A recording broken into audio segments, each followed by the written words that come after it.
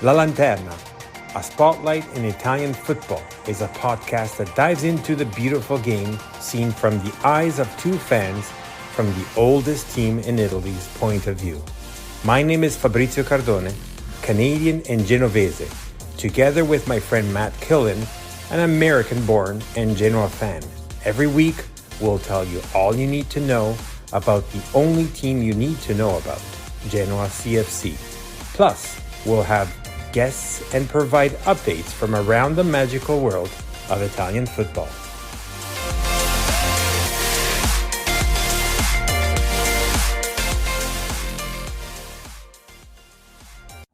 Welcome everybody to La Lanterna. This is Fabrizio together alongside with my best friend. Hey Fabry, it's Matt. How you doing?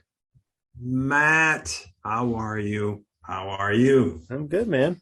It's good to talk. So this was a return to what we have been used to with Gilardino. So I guess we finally saw from the 0 shots on goal that just left me just bedazzled. I couldn't understand. Weird. Yeah.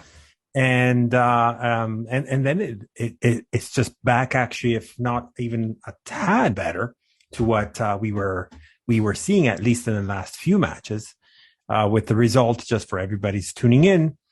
So we're talking about Genoa against Palermo, 2-0.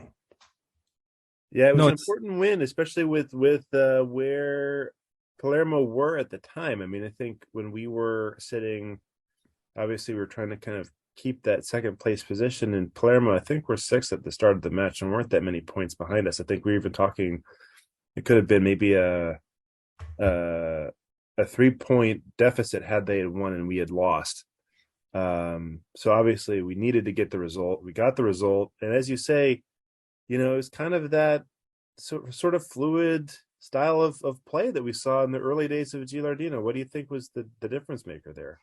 I definitely have to say, and I think I'm for sure you're going to agree with this. Goodbye to the 3-5-2, because I think that definitely made the difference. Yeah, it seemed like a very big thing. I mean, I think it was interesting. We were talking about it before the match because, if I'm not mistaken, Palermo often also line up in that same formation, and so it kind of seemed like, well, if there's a match where we're not going to do this seems like a pretty good reason to not do it. We can line up. I mean, it's not always a complete negative thing to be the same exact formation as the team we're playing, but it seemed like maybe we'd do something different. And, we were right. And I think we sorely needed it.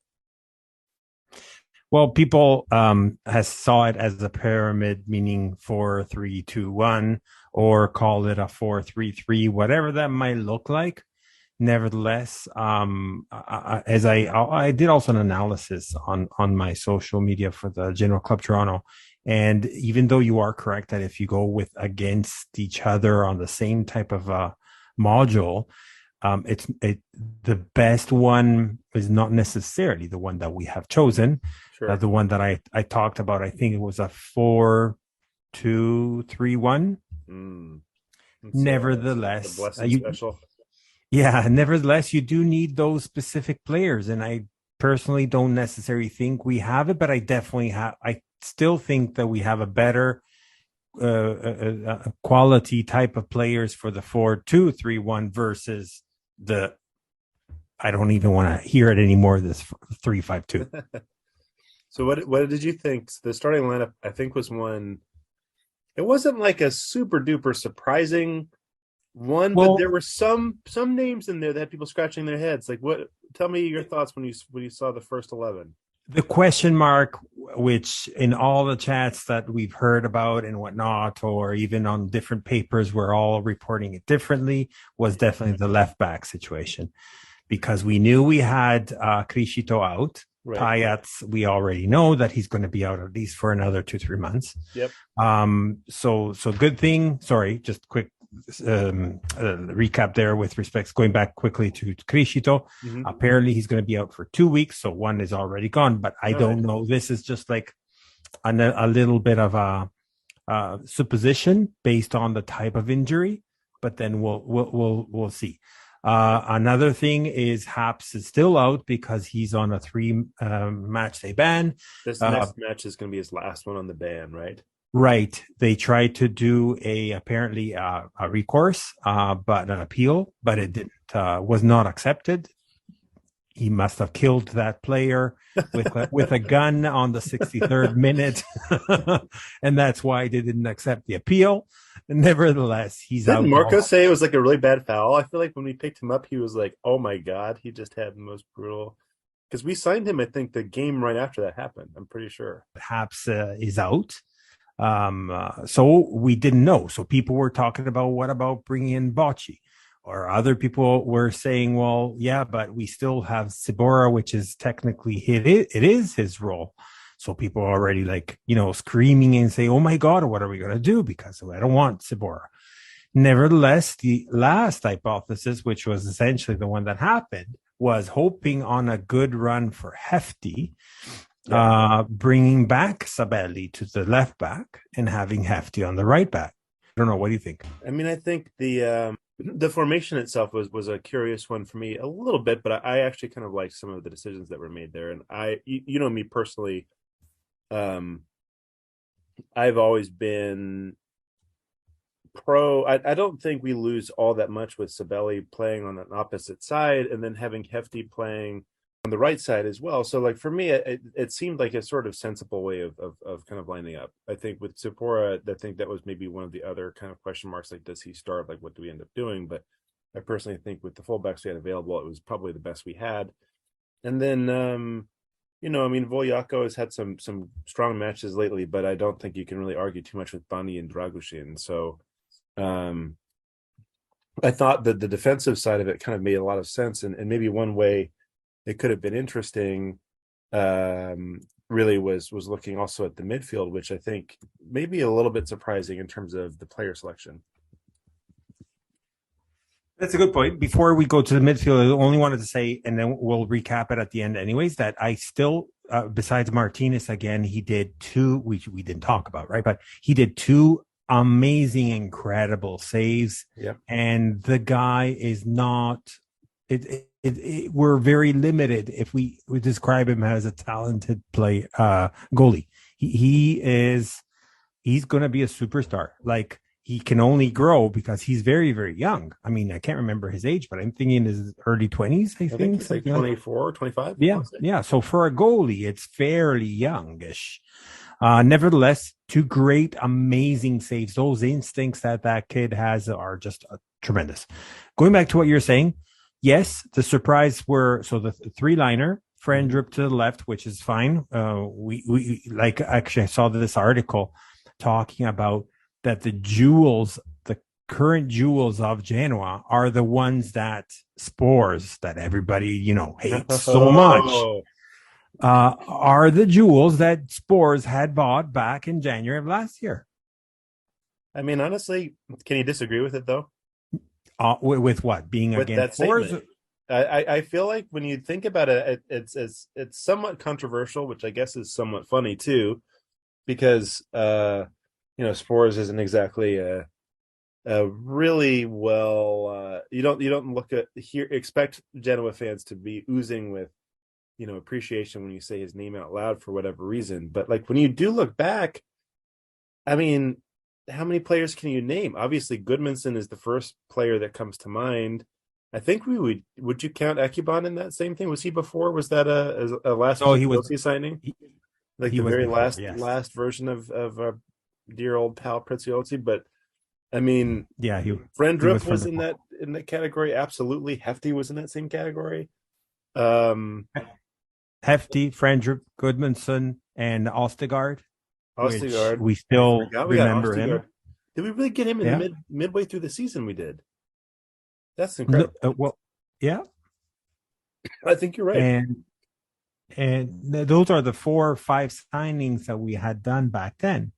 Didn't necessarily shine from the first match, but we started to see them almost from the beginning, slowly grow and look at what they are right now after a year.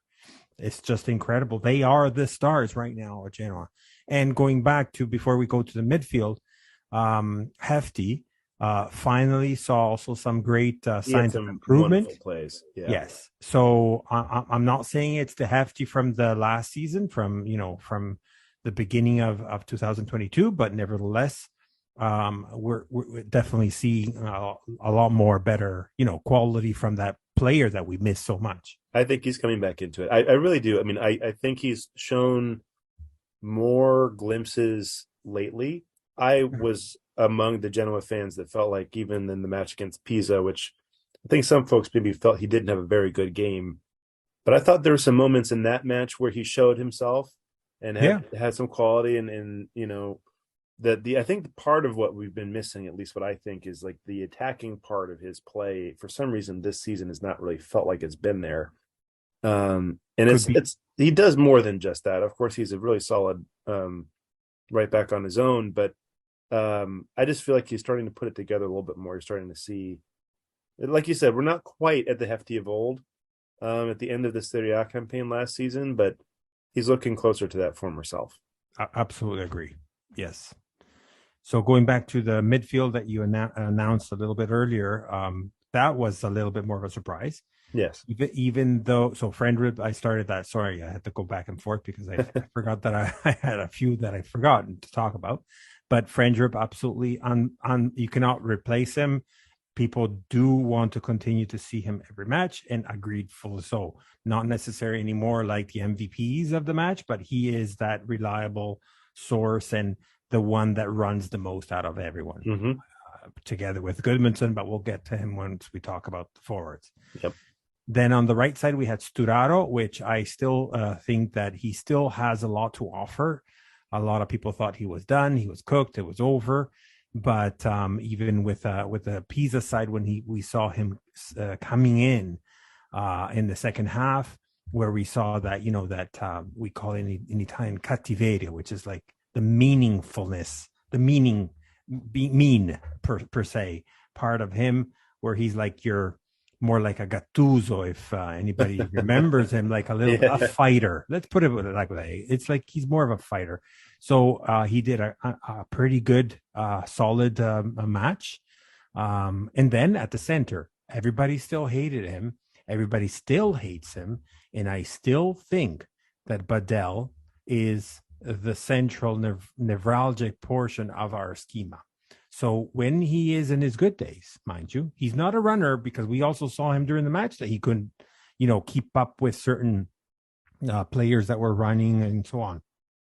Nevertheless, he gave those specific, keys, those specific passes and so on.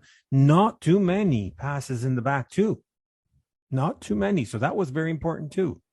And so kudos to Badel returning to his not splendor necessarily, but the good Badel that we missed so dearly. No, I mean, I think we have to like take a second to acknowledge this too, because I am with you on this in more ways than one. Like I feel like Badel, maybe this is an indictment is the wrong word, but maybe you could be concerned a little bit about him being kind of the key player to kind of our current construction and how we're moving through our formation. But I agree with that, because I think that he has a real capability to play those key passes. We've seen him do that several times before.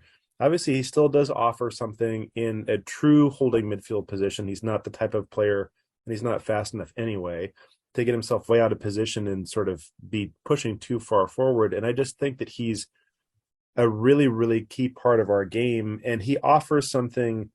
I'm not anti-Strootman by any means, but I do genuinely believe his skill set and what he provides is a little different than what Strootman kind of does offer in this case. I would have been happy to see Strootman in the starting lineup, don't get me wrong. But I mean, even when you look at the stats for the day, I think he led the team in pass attempts during the match. He had 59, completed 81% of those passes. Those are high numbers. He had a cross. He had several long balls he was playing in. A lot of duels won in the middle part of the pitch, or at least was involved in several duels. So I think when you consider like how integral he was to the way we were playing, I thought he had a really good showing. And I think it's an easy thing for folks to think, well, we need to move on from a player like this. But especially within this campaign, and I sort of lump Storaro in the same category, but for different reasons. You kind of need players like that have that level of skill and experience because this was a tough match. This wasn't just a cakewalk match against the team that was promoted from Serie C last year. This was a match, like we said, that could have made it basically a one-win jump between Palermo, us, and the standings if we lose this game. I thought Badal. I was happy to see him in there, and I was also happy to see that he had a really good performance on the day. No, absolutely. It is quite bizarre, as you mentioned, a few players there. But if you look at all our midfielders, except Frendrup, they're all like over 30s, like actually more towards like second mid 30s, right? Aging, yeah. So for this campaign, absolutely agree. It probably was a necessity based on also what was available, and without the necessity that we have for the purposes of the campaign that is unfolding. Well, yeah. I don't think we could have spent all that much exactly like to go out and bring on other talent. Obviously, we already had Badal from last season and everything else. So that's right. But no, I'm glad he was actually called back. He wasn't playing for a while. I think he had also some mild injuries before, perhaps. I'm not too sure. Yeah. Nevertheless, let's go on the front side. So the 4-3-3 on the front. So we have the three starting from the left. Gudmundsson, Albert Gudmundsson. What can we say about this player? Amazing. I mean, that goal, what an opening goal. I thought but this is kind of why I think it's so important that we have a formation kind of in this category. I can see your argument for I can't remember if it's 4-3-2-1 that or 4-2-3-1, whichever one you were advocating for, but like I think Gudmundsson is most effective when he is playing in more of this wing type position. And I think Aramu kind of similarly is also that way. And so it's nice. I'm jumping ahead a little bit. Because obviously Aramu also was in that kind of starting three in the forward section, but I think that we get the most out of him in this way. And you could see, we saw some great combination play that led to that first goal. I think he can kind of really stretch defenses too a little bit with how he runs. I just think it's something different, and he had a wonderful game for me. I think he was the man of the match. I think it's hands down a man of the match, besides the fact that he had one goal disallowed and a crossbar. So what else can you really ask from him, right? I remember in certain chats, then people were saying, yeah, he has this talent, but he's not the one that makes the difference in the match. Well, you know what? I think in this match, in others as well, he definitely was the one that made the difference. It's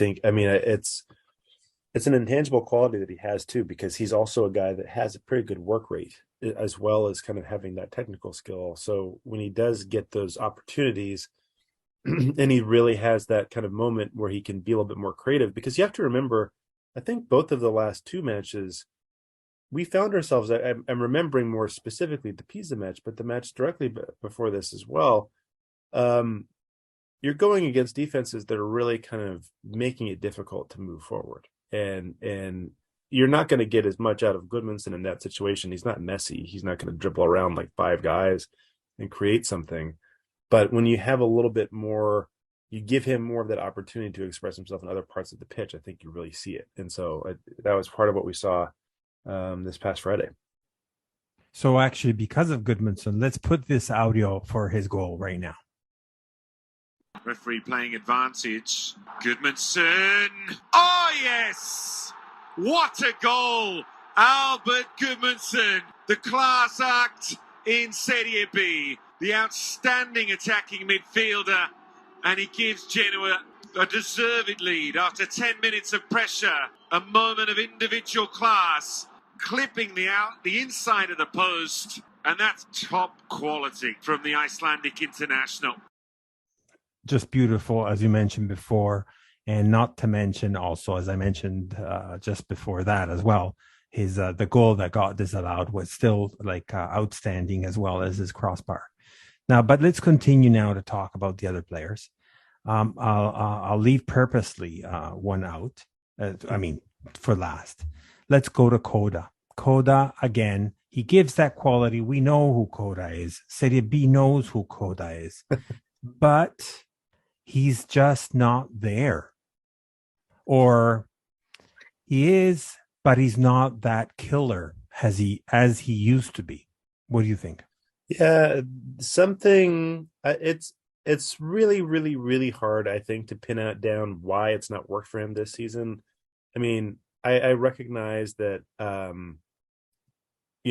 we've been complaining too. There maybe not the way that he typically has been utilized is how he's been deployed this season.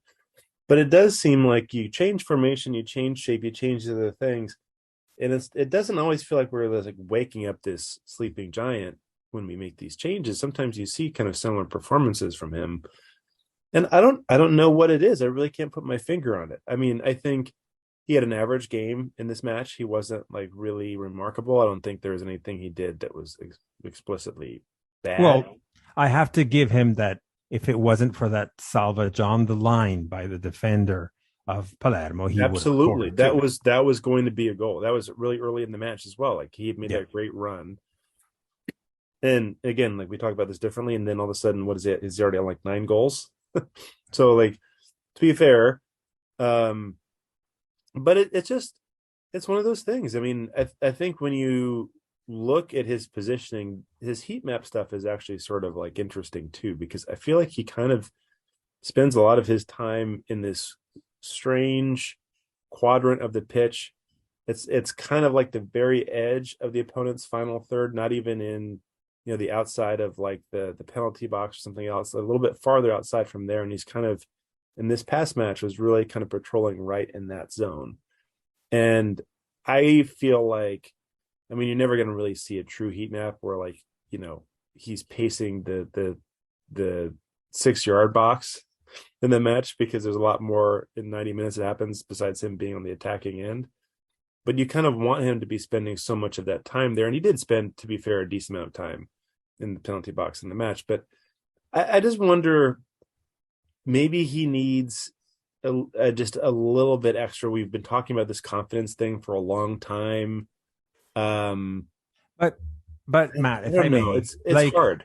The guy is what, 35, 34? I can't remember now. I think he's 34. Hold on. My point to this is, like, he's not a kid anymore, that he needs that reassurance, that he's a professional.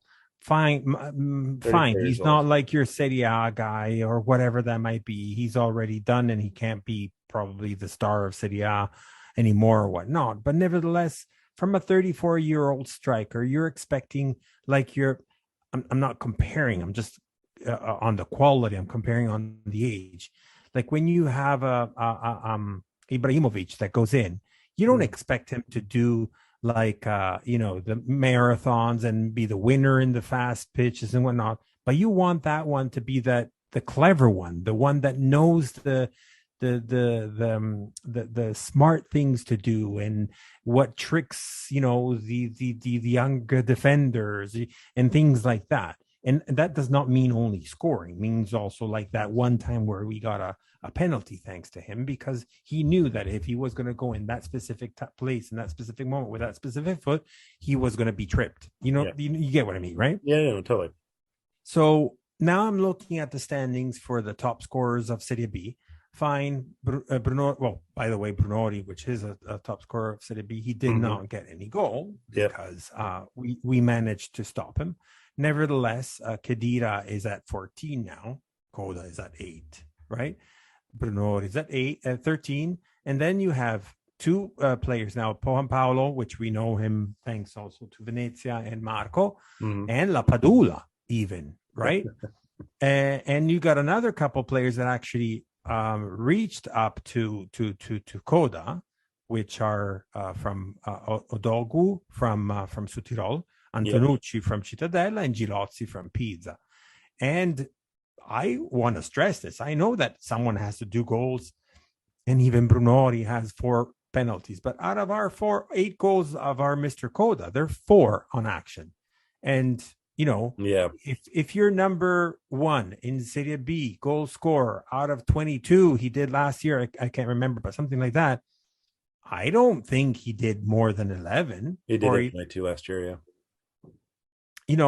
I don't know. I just have some issues with this, with him. So what I'm trying to say is, like, when looking at the lineup and looking at Coda, and then for the next player I'm going to be talking about shortly, our attack was essentially Goodmanson.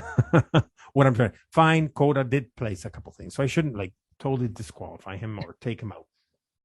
Which leads me into the next player, Aramo. This was his match to show that he's not that crap of a player that seems that we have gotten from Venezia. Did he show up? I mean, I thought at least in the early goings. I mean, Aramu, again, I go back to our friend Marco from the Rigore pod, because his words stick with me a lot, and I feel like this match, I thought that we got a little bit more from him. Maybe you don't think as much of this, but Aramu has this mercurialness to him, like you see him and he's more switched on in certain moments of the game, but you don't expect. I now am learning to not expect to see that for the full 90 minutes of the match, for better or worse. I guess it has to be for worse, but that, you kind of are expecting that he can have his moments or two where he finds that right connection with a certain player. He plays a pretty decent ball in or something, but you might not again see from him for another, little while, little passes in the game.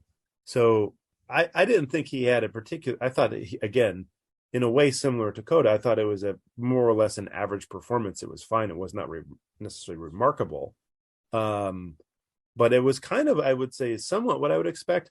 I would put it on like the better end of the last 5 games or so. I think he's had some games where we've really been like, where is this guy? I didn't get that feeling as much this game, but what did you think, Fabry? Do you feel the same way as me, or do you think actually maybe it could have been more from him that we saw, but we didn't actually see it? The latter. I do agree that there was definitely a lot more compared to the last few matches. So we did see a little bit more aggressiveness, call it, or a precision, call it, whatever you want to call it. But nevertheless, I hate this guy always falling on the floor, rolling, and I got it's all that. He does do a lot of that. Like, oh, come on. Like, seriously, like with all the cameras and the VAR and so on, you're going to be called on what is right and what is wrong. So stop it. Just stop being a crybaby and wake up and play that match. So no, I still did not like him. We made some big changes. I know I'm skipping a little bit ahead in the match, but we made some big changes in the kind of final third of the match, and around the 70th minute, 72nd minute. How would you rate? Because we did bring on your 2 problem children in the attack. We had Puskas rotate in for Aramu, which I thought was kind of interesting, and then Draguš for Coda. Right.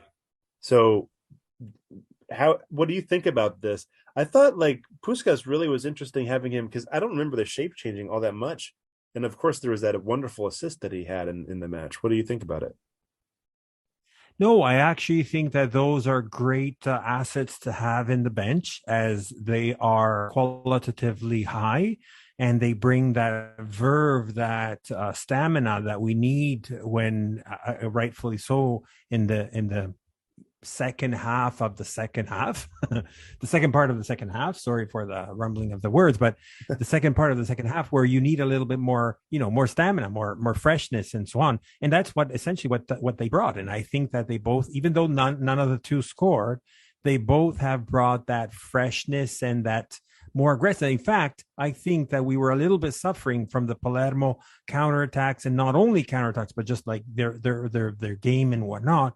But when both Draguš, or Dragon number 2, and Puskas came in, I saw a little bit of changed it a little bit and brought a little bit more of us up front in their towards their goal. Anyways, And is that what you saw too, or Well, what? no, I mean, I just think it's an interesting thing because I feel like sort of what you were saying a little bit at the beginning of the match, in terms of our formation and how we lined up, that it sometimes feels to me that the way the personnel we have with this team, we maybe aren't as flexible as we think we can be in terms of the different ways we can, put out a lineup. And obviously we've seen several different formations this season, but I think, like we've talked about this before. It sometimes feels like we have a bunch of wingers. We have a bunch of like central defensive players, but we don't really line up elsewhere. And, when you think about a starting lineup, and I think this was also the case in the previous match, I kind of think when you look at like our forward three, you almost expect to see all three of those names on the team sheet almost every single time. I know there have been some instances where Puskás has started in front of Coda, but in particular with Goodmanson and Ramu, it kind of feels like those are the guys that you're going to expect to see in those positions. And I thought it was interesting to see Puskás coming in and playing in almost more of that kind of wider position, because I always thought of him really as like a target, well, not exactly a target man, but a little bit more of a number 9, and have a pretty decent game. I mean, I thought that was an interesting thing because, to your point earlier about Aramu, like, look, again, Aramu didn't have a bad match, I don't think. I know I might be in the minority with that opinion, but I do think that if we could get something out of it, and I know Jagiello was like pretty open ultimately on Puskás's cross in, so it wasn't like he was whipping the ball around like 3 outstretched defenders or something. He found a wide open man who had, it was sensational to watch that as a Genoa fan, but it's really pretty poor marking, I have to say, from Palermo. I mean, there's nobody there. But you have to give him that but you quality. have to give him credit for the ball. Absolutely, you do. And I think like that's the interesting thing, because I have a little bit more faith that if Puskás is playing for that 70 minutes instead of Aramu, we probably hear his name a little bit more often. I just feel that way. I just feel like I was going to say the same thing, and actually just like skip my mind, but essentially, I think Aramu needs to be benched for a bit. I don't know, maybe a little bit harsh, but I think he just needs to say, you know what, you're not all that great. So unless you like put yourself in a better position and work more for the team and do something a lot better, you know what? We have people that are willing to sweat their shirts, and even though they might be qualitatively on the paper less than you, you know what? Stay on the bench for a little bit until you wake up. Maybe it's like a treatment that you do to a 2-year-old. I don't know, like when you say timeout, but I don't know. What do you think?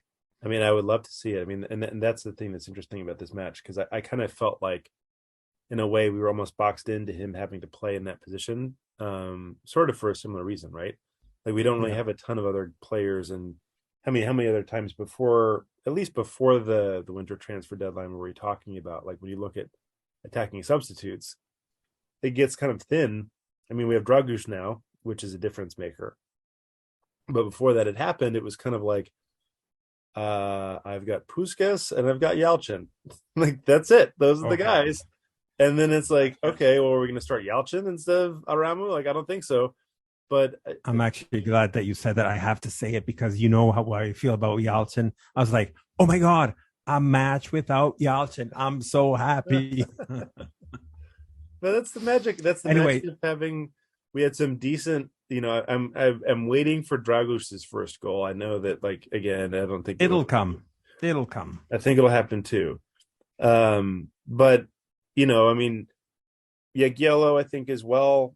Obviously, he came in very, very late in the game and was the benefactor of that cross from Puskás.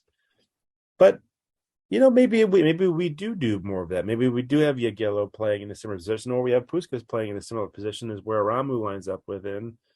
And it is a frustrating thing as a fan to watch, because I think you get so used to seeing the way that Ramu plays, and that he has got the capability, but I mean, he has everything else too. Like you mentioned, he's got the writhing. He sometimes kind of just drifts away from the match. You don't really see him for a little while. No, well, we have this word in Italian. It's called insolente, which means like essentially that you he is someone that is making you pissed. I don't know how else to say it other than the fact of, he just disturbs you. He just makes you angry. I guess that's the better word that I might use to translate it. And that's what I see when he plays. As I mentioned before, the fact that he drops easily on the floor, rolls, and does all that, prima donna / Oscar nomination type of performances when he rolls. I mean, but at the same time, sometimes you're like, fucking run, man. And he's like, ta, ta, ta, with the 2 little steps, very slow. Like, come on.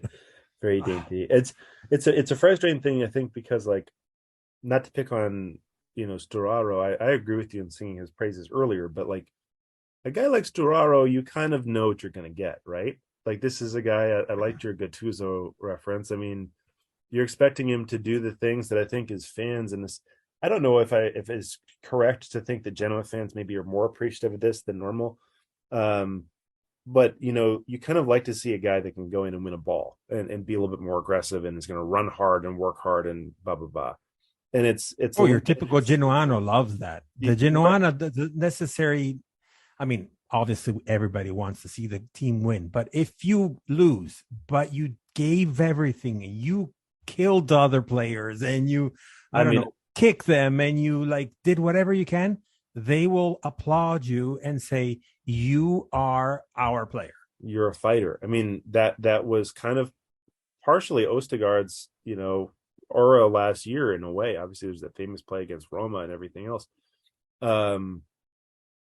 But what I'm saying is, I think a player like Aramu gets frustrating because you look at his skill set and his talent, and when you don't see him doing the harder things and making those kind of passes when we need to make a good final pass, or being a little bit more creatively involved, or just even helping move the ball and progress the move that we're trying to make, and you couple that on top of this guy isn't really a guy that's going to work that hard, he's not going to defend, it becomes a really frustrating thing to watch. And I think, especially as you mentioned, with the identity that we have as fans, where you kind of really expect this, like, everybody's in the trenches, we're all fighting for each other. If they get a point, they're going to be bruised left, right, and center because of it. It's like that type of mentality. I think as fans, almost we carry that with us when we're watching the games. And Aramu is just such an anti-version of that whole thing. I think that's what makes it harder for us to understand, his continued involvement in the game. But absolutely. Before we go to the break, then we have also our special guest that is already knocking at our door there. But I wanted to also put a quick clip from our previous guest, Anthony from the Sicilian football, as he has also his say in his comment and views from the match against Palermo. Yeah, my thoughts on the Genoa-Palermo game are a bit mixed emotions around it. Obviously, Genoa, you can tell they have one of the best defensive records in the Serie B. Very hard to penetrate that defensive unit. But Palermo, they shouldn't be discouraged about the result, because obviously, I think Palermo, they played a pretty good game. We can't really fault them, apart from lacking that final product in front of the door in the final third. So, Palermo, they had their chances. They just didn't really take them in the end, especially when Soleri had the chance to make it 1-1. I think the game could have played out very differently had that gone in. But apart from that, Palermo, there are positive signs to take away from that 2-0 loss to Genoa, and I think they have the weapons and the assets to upset Frosinone in the next round, so we'll see what happens. But a good win for Genoa, and they have shown that they deserve to be in that second spot, so it's going to get really interesting now for Palermo to see how they bounce back and where they go from there. Yeah. So thank you, Anthony, for your views on the match. Appreciate always our guests from the previous episodes, always jumping in with their take, which we hear them from the pre-match, and it's always nice to hear also after the match.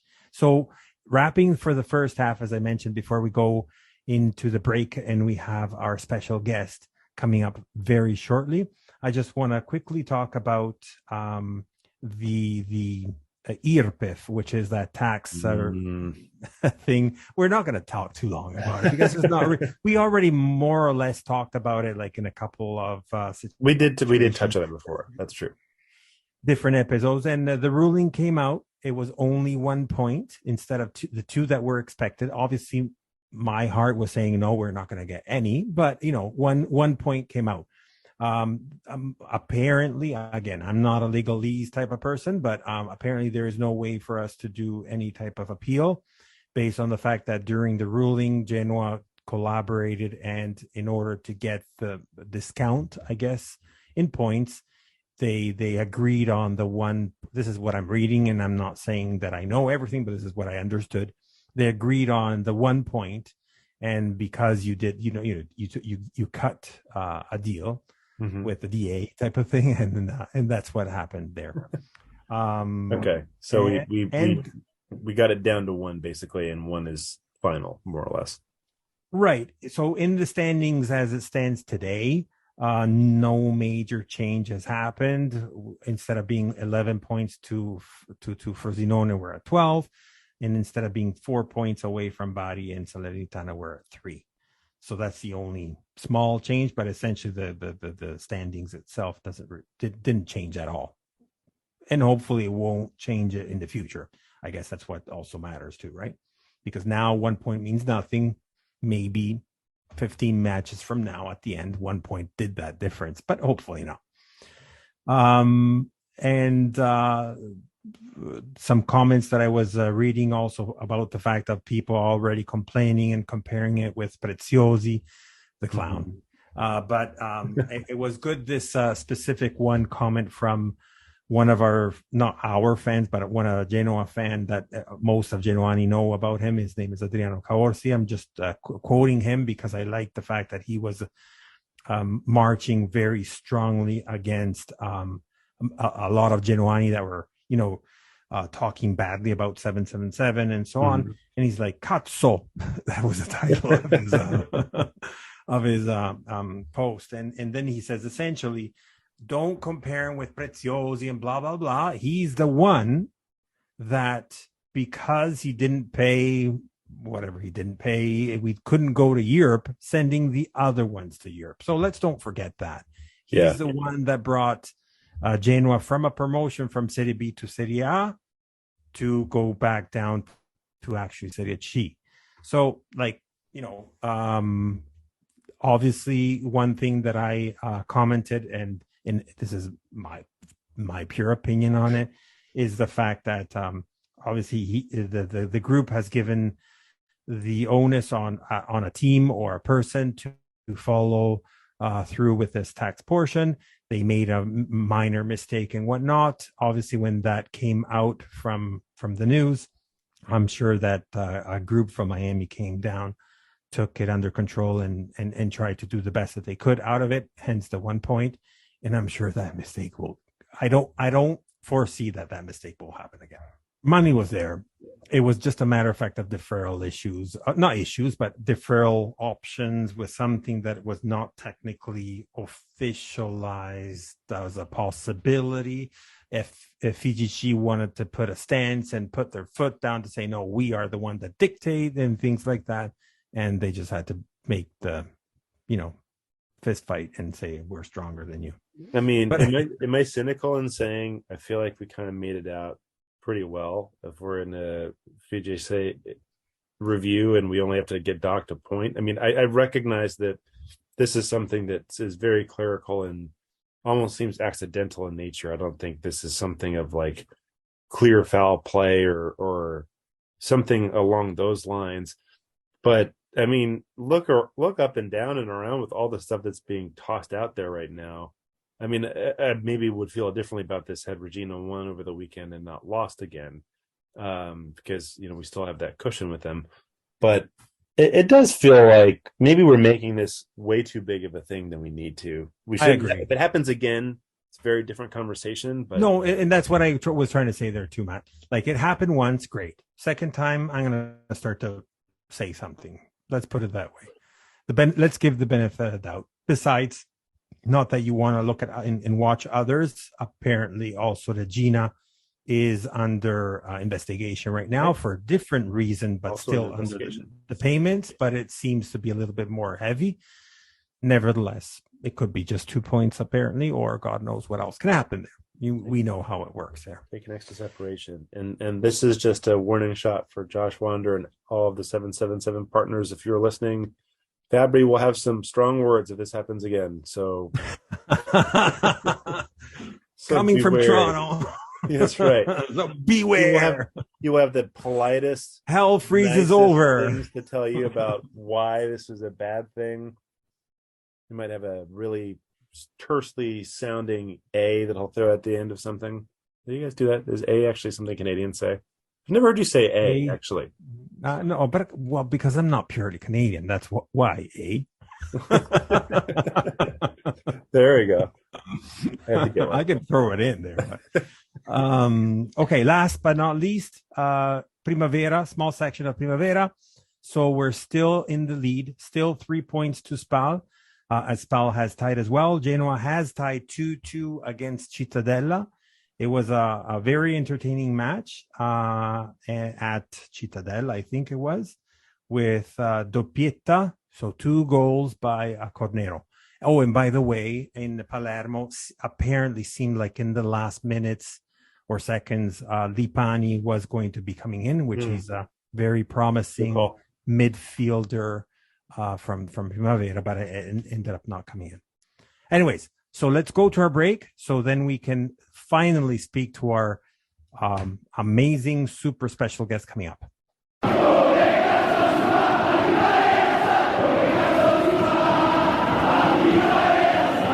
My name is Fabrizio Cardone, and I approve this message.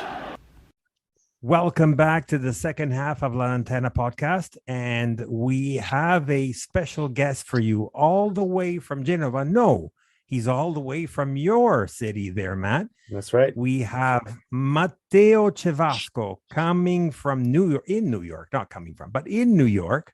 And he's, of course, a Genoano, but from Genova. So we've had in the past a couple of Genoani from Genova because of whatever that reason might be, where they moved to or whatnot. But Matteo is a special one. And I'm saying special because I'm part of this chat on the Genoani Si Resta, which is, our sister company or sister club or group or whatnot. That's how you and I, Matt, have met. That's right. Stefano, which, by the way, I'm not too sure why he's hasn't showed up on today's pod, but he still stays in the background. But he said, "Oh, I have to be there for Chip."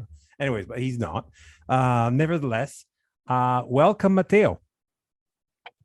Thank you very much, guys. Thank you. I'm really happy to be part of this beautiful adventure that you started. How can I say, after the Genoani Si Resta podcast gave you, inspired you, let's say like that. Yeah, and absolutely. I feel very proud to be with such two,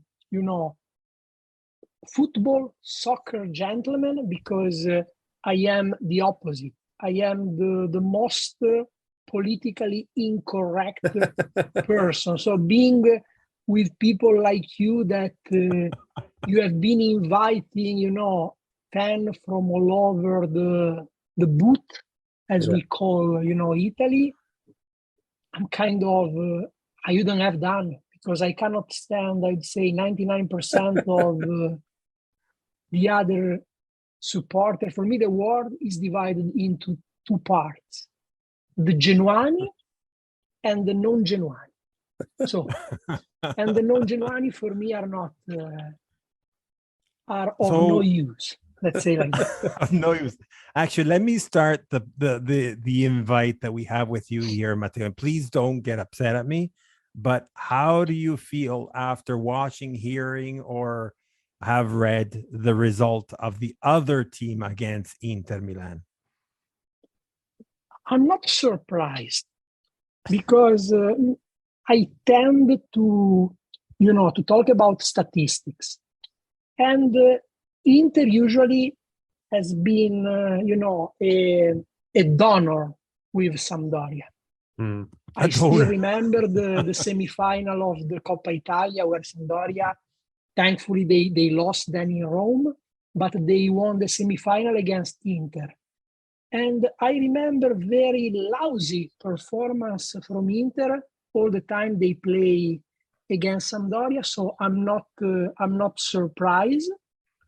Today, Lautaro Martinez went back to his World Cup, I would say, form. So he was, and again, the bikers, they always. I was scared that in the end of the game, maybe Gabbiadini was able to score. You know how it is. When, every time he gets just like that lucky goal. Thankfully, it didn't happen in this match, but that improbable goal from an improbable player. But that's a different story. Yeah. So I'm not surprised. Let's say like that. So Matteo, So tell us a little bit more about yourself. So who are you? Where are you from? And why are you in New York? Okay. I'm from Genoa.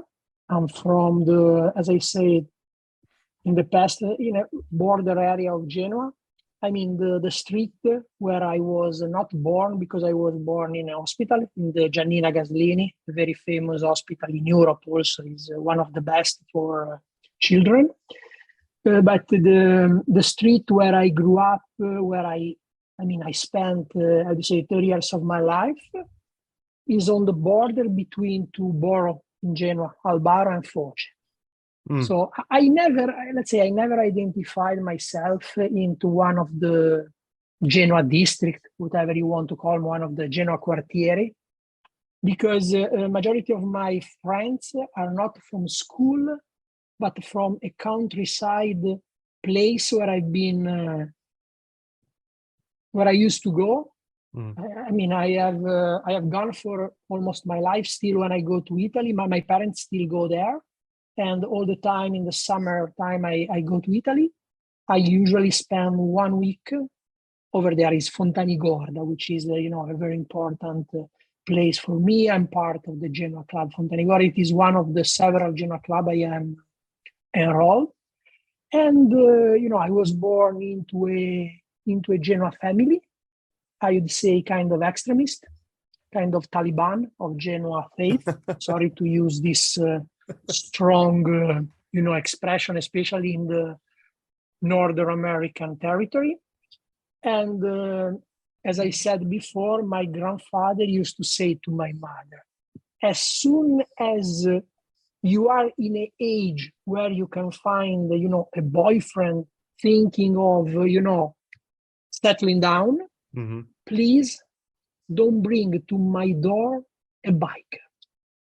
A biker, is many options. Is a supporter, no, exactly, of the other team. At that time in Genoa, I don't think that we were defining them as bikers, but and my grandfather was very serious.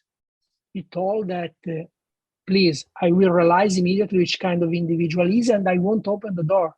So don't really.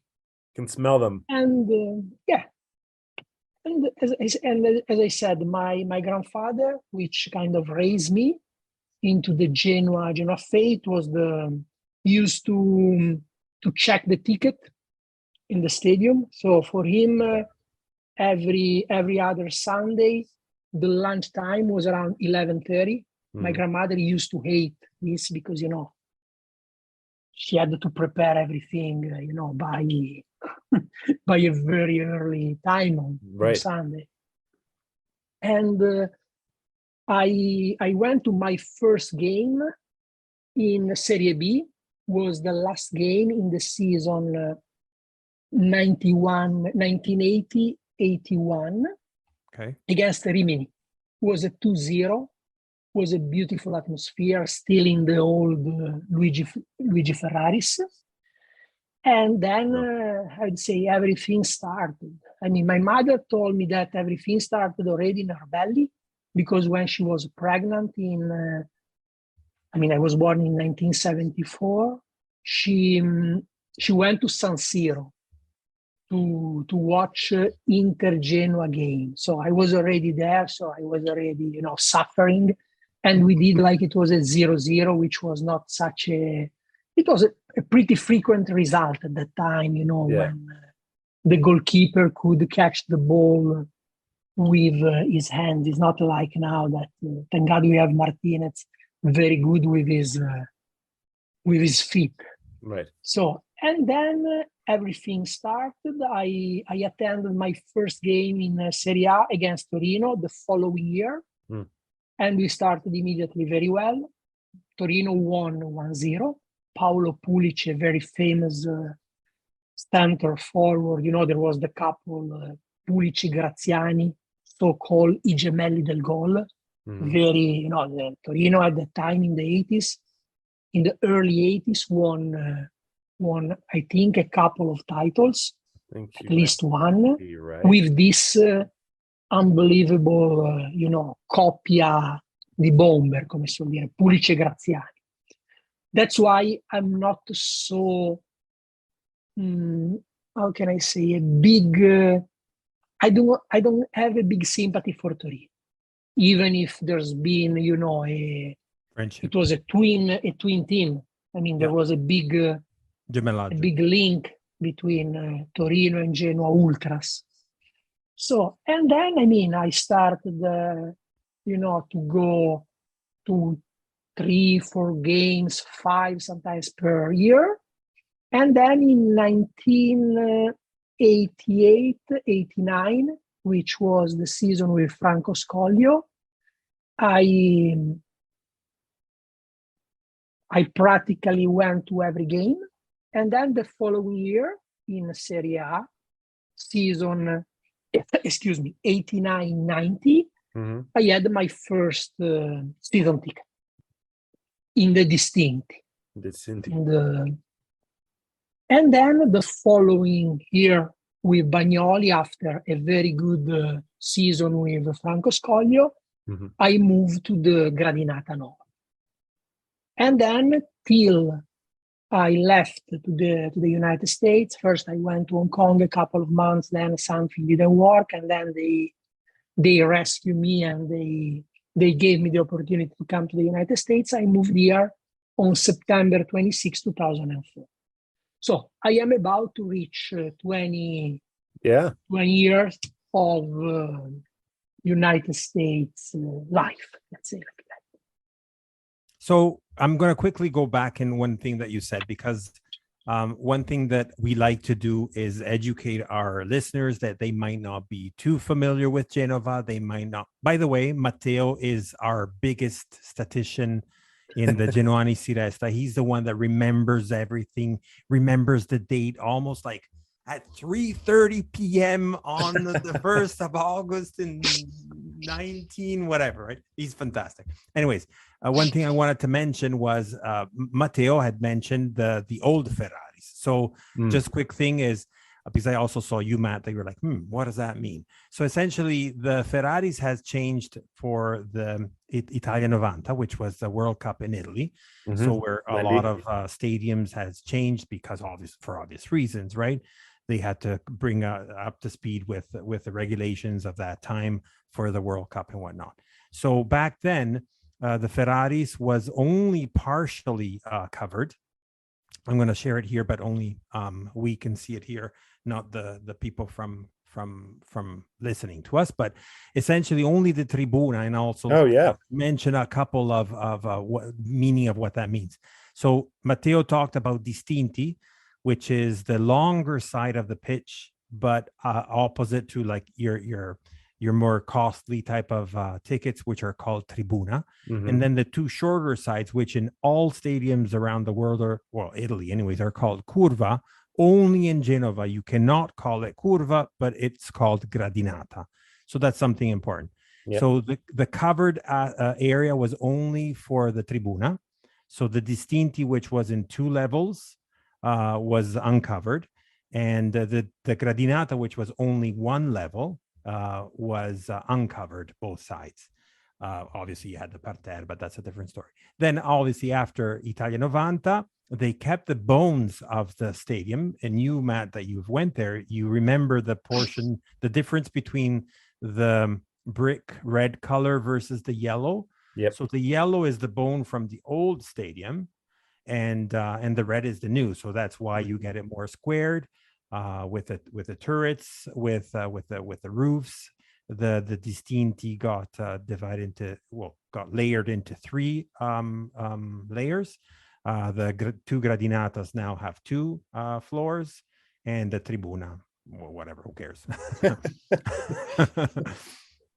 So no, I just wanted to bring this aspect about the Ferraris. Fabrizio, just to be precise, yes, the please. lower part of the Distinti stand there was a part which was covered, and it was funny sometimes, especially when the stadium was not full, and then rain started. Many people, they were moving because at the time there was no, you could move anywhere in the same part of the stadium. Let's say you couldn't go from the Gradinata to the Distinti or to the Tribuna, but in the Distinti you could go anywhere.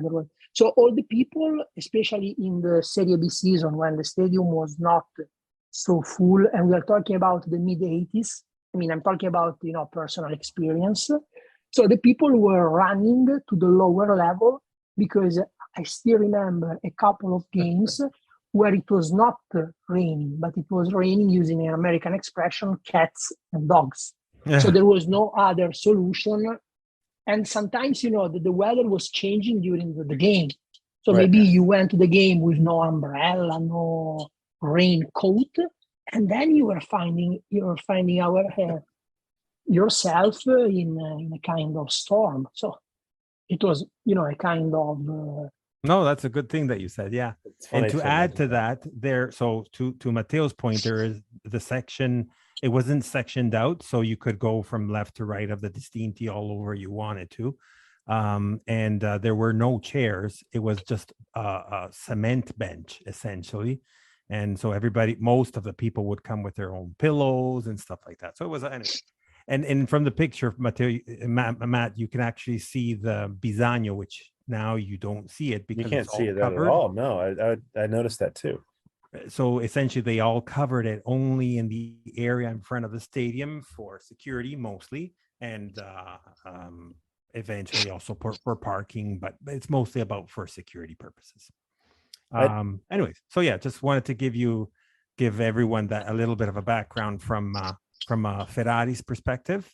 Now we enjoy the Ferraris, which is starting to become a little bit old, but it's still most appreciated by whomever goes there and appreciates the unicity of it compared to most stadiums around Italy.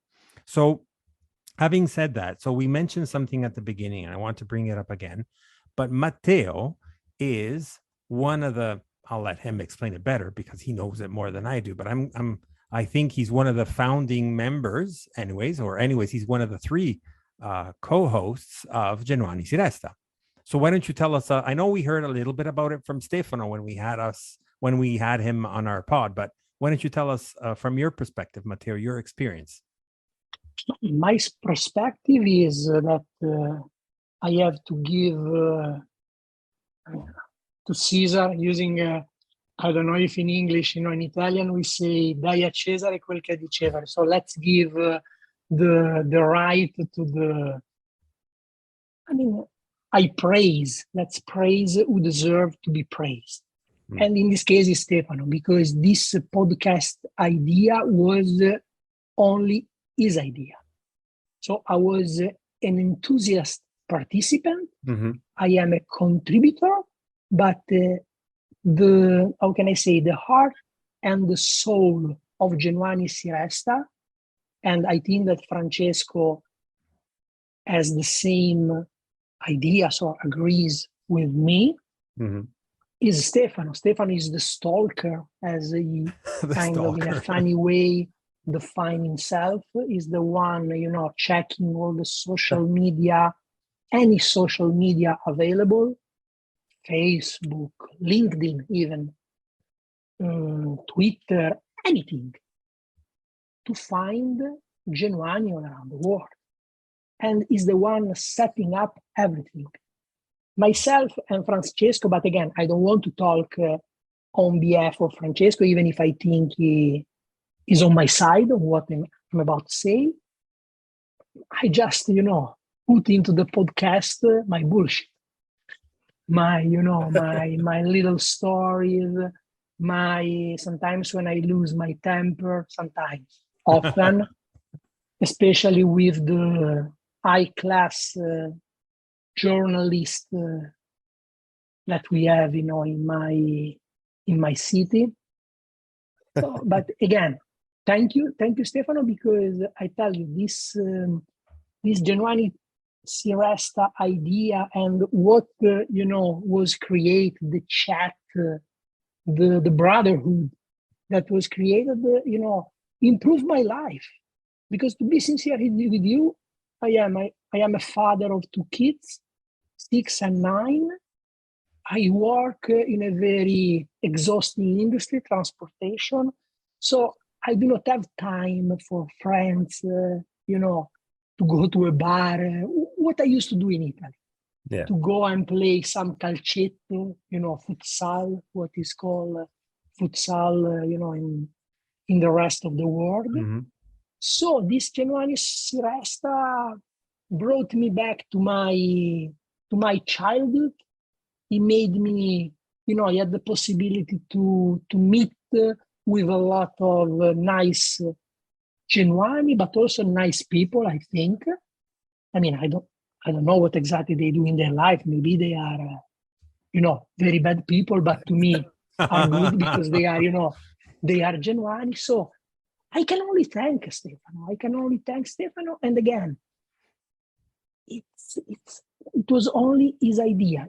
I think that, the fact that we were in the Genoa Club New York chat helped him to select me because I was one of the most active all the time. He probably realized, about my autism for football, as he calls me. He tells me that I am a Rain Man. Kind of Rain Man, I was about to say. Exactly. And but again, I can only praise Stefano Gaggero. Really. I mean, it's amazing when you look at like the people that he's been able to find. Like the last several episodes, you guys had someone from Norway, had someone from Australia, somebody from Albuquerque, New Mexico, like all these far-flung places, and those are just some of the more recent ones. And it's incredible because really, I mean, I think as far as I understand the podcast, it's really meant to be this collection of Genoano across the world, and that obviously that connecting thread is the club that's there. And it's just so cool to see so many people in so many different parts of the world able to still kind of have that same connection, because I think we're all kind of like that, we all get bogged down in whatever else we're doing, and you don't always get a chance to talk to someone else about Genoa or the team that you care about. And that's the cool thing about the whole program. I think it's really special. No, it's one thing we already talked about it, but it's good also to remember that in also to praise again Genoani Si Resta. So it's a podcast in Italian. They're fetching Genoani all around the world to tell them to talk about their story.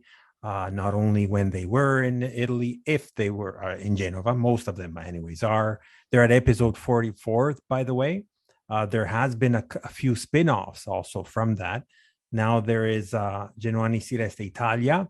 So this is not only looking for Genoani around the world, but it's actually looking also for Genoani across Italy, which just started actually not too long ago, if I'm not mistaken.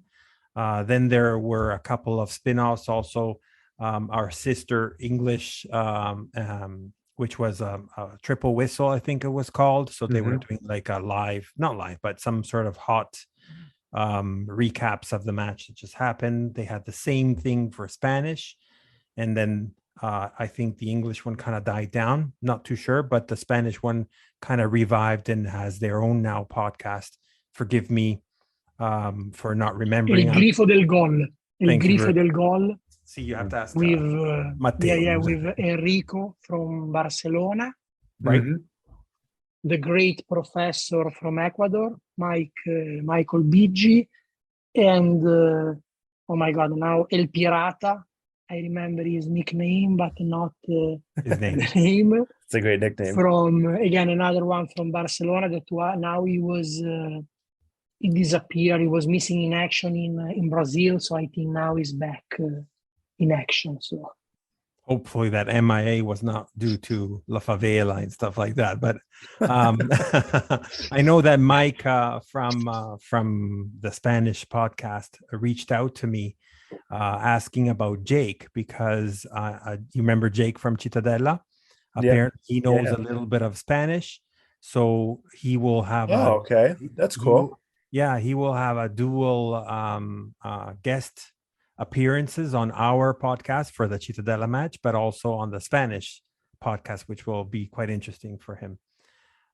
So Matteo, before we go and into one last thing, Fabrizio, sorry Of to course. interrupt, just to complete your beautiful, recap of all our spin-off, whatever you want to call. I think that yesterday was the first recording of the Genoani Si Resta Gold VIP edition. Oh, that's right. Where Stefano, Andrea Moresi, who is the creator of Radio Zena first, now is part of Music for Peace, and the Italian journalist from Piacenza, Carlo Danani, another Genuano. They are going to interview famous, Genuani all around, I think mainly Italy, but also if they find someone around the globe. And they started with a pretty famous actor in Italy, not one of the top, but however, someone who's well known in Italy. And I think tomorrow we will have the possibility to listen to this podcast, and I'm very excited, even if I'm not part of that. Of the cast, yeah. That's really cool. Thank you. No, that was actually interesting. Obviously, anybody can reach out to listen to these podcasts if they know Italian or if they're interested to learn or to hear more about Genoa. And they're on all platforms because they're all managed by our producer, as we always refer him to be, our Stefano, which is helping obviously our podcast always to go online as well. So thank you again for Stefano. Shout out to him, of course. So before we go into the next match, Matteo, just a quick recap of your opinion. You talked about stress, about the fact of not wanting to follow any other sport because you just can't take it, essentially, because of what Genoa is giving you. But what would you say the recap, if you had to do one with respects to the last the season that we have so far in the 24 match days that we went so far? I'm not going to waste a lot of time into making, let's say, a recap. I will just, talk about the last game, which was, I think, you analyzed the game, during the first part of the podcast. And I think that was like a kind of crossroad. Might have been, it might have been a turning point, negative, if we had not won. Yeah, because absolutely. After you lose such a bad game against a very good team, but extremely I don't know, obnoxious. I don't know how to call Parma. Is a team that makes me just vomit just thinking of them. And so not winning with Palermo might have been, a very negative turning point of our season.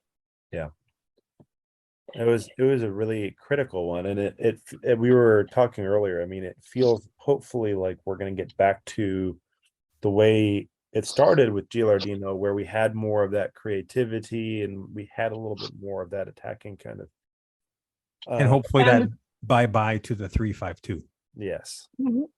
And to talk about the previous part of the season, I think that again, the Genoese press push, and this is a pure opinion from my side.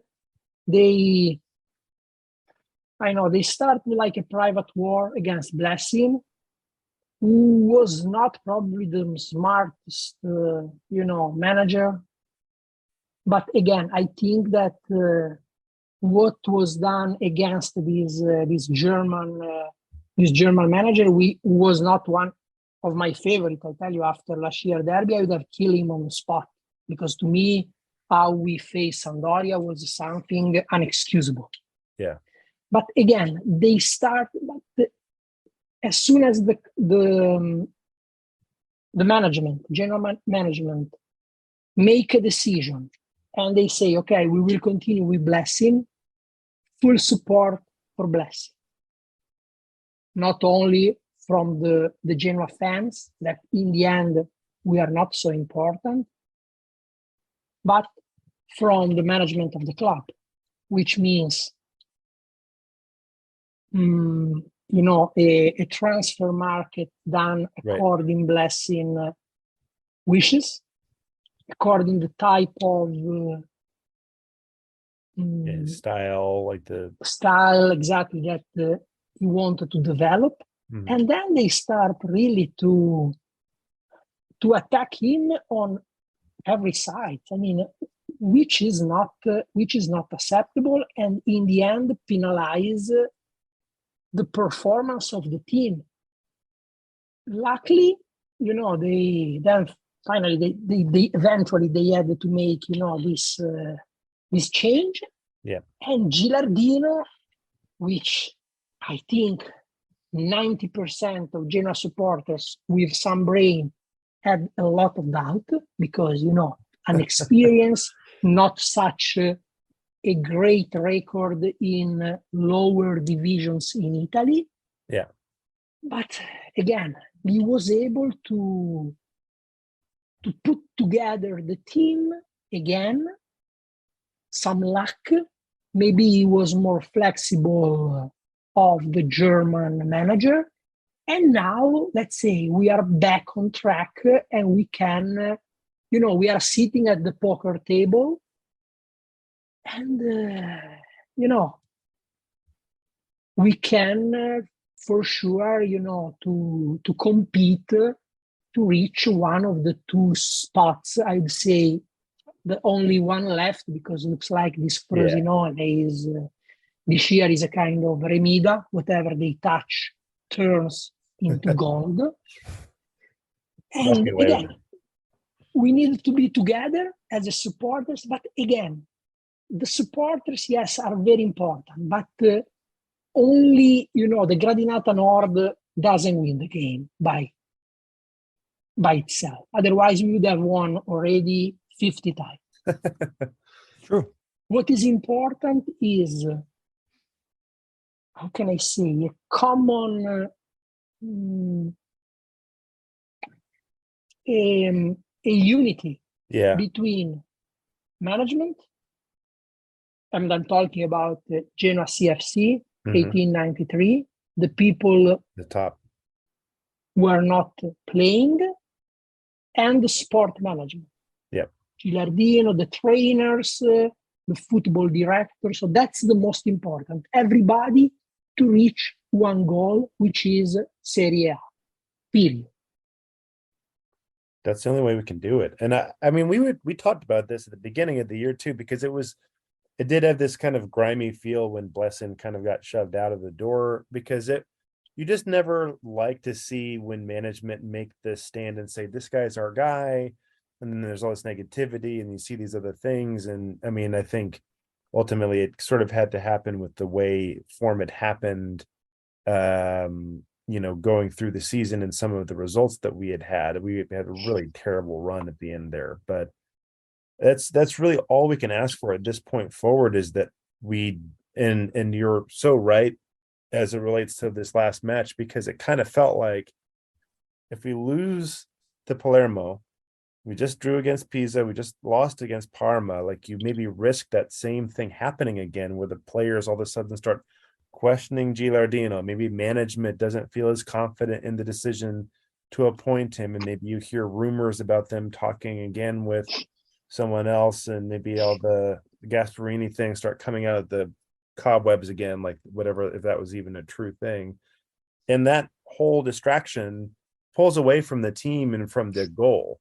And so you kind of needed everything to be going towards that same thing. So it's But that is a misery. For instance, Matt, you know, you are a kind of, you know, brand new Genoano, God bless you. I mean, but Genoa history is kind of, you know, recurring events. Yeah. For instance, in the 80s, we had Gigi Simoni, who was our, you know, who was the best Genoa manager, who was the one we reached twice the Serie A Promotion. Mhm. And all the time there was, you know, rumors that the manager was about to get sacked. Gigi Simoni is coming back to Genoa. In the 90s, happened the same with Franco Scoglio. In the 90s and in the early 2000s. All the time there was an issue with some new manager. Scoglio was coming back. Now, again, Gasperini. Yeah. Okay. I didn't like Gasperini. As a human being, I didn't like since day one. Great, very well prepared manager. Great, you know, he was able to achieve great results. I mean, with Diego Milito, but Sure. that is another. Right. Mix it a little we bit. cannot stay here hours. Yeah. But as a human, I didn't like him since day zero. I didn't like him. Extremely arrogant, unfortunately, yes. Exactly. I'm not looking forward to having him back. Sorry. But let's now help Alberto Gilardino and let's build something new. Yeah. Because again, if we go back to this, how can I say, Genoa mentality, this how can I say, this Genoa way in the past, we are going to achieve the same results that we have been able to achieve since 1936, when we won the last Coppa Italia. So that is going to be the final result.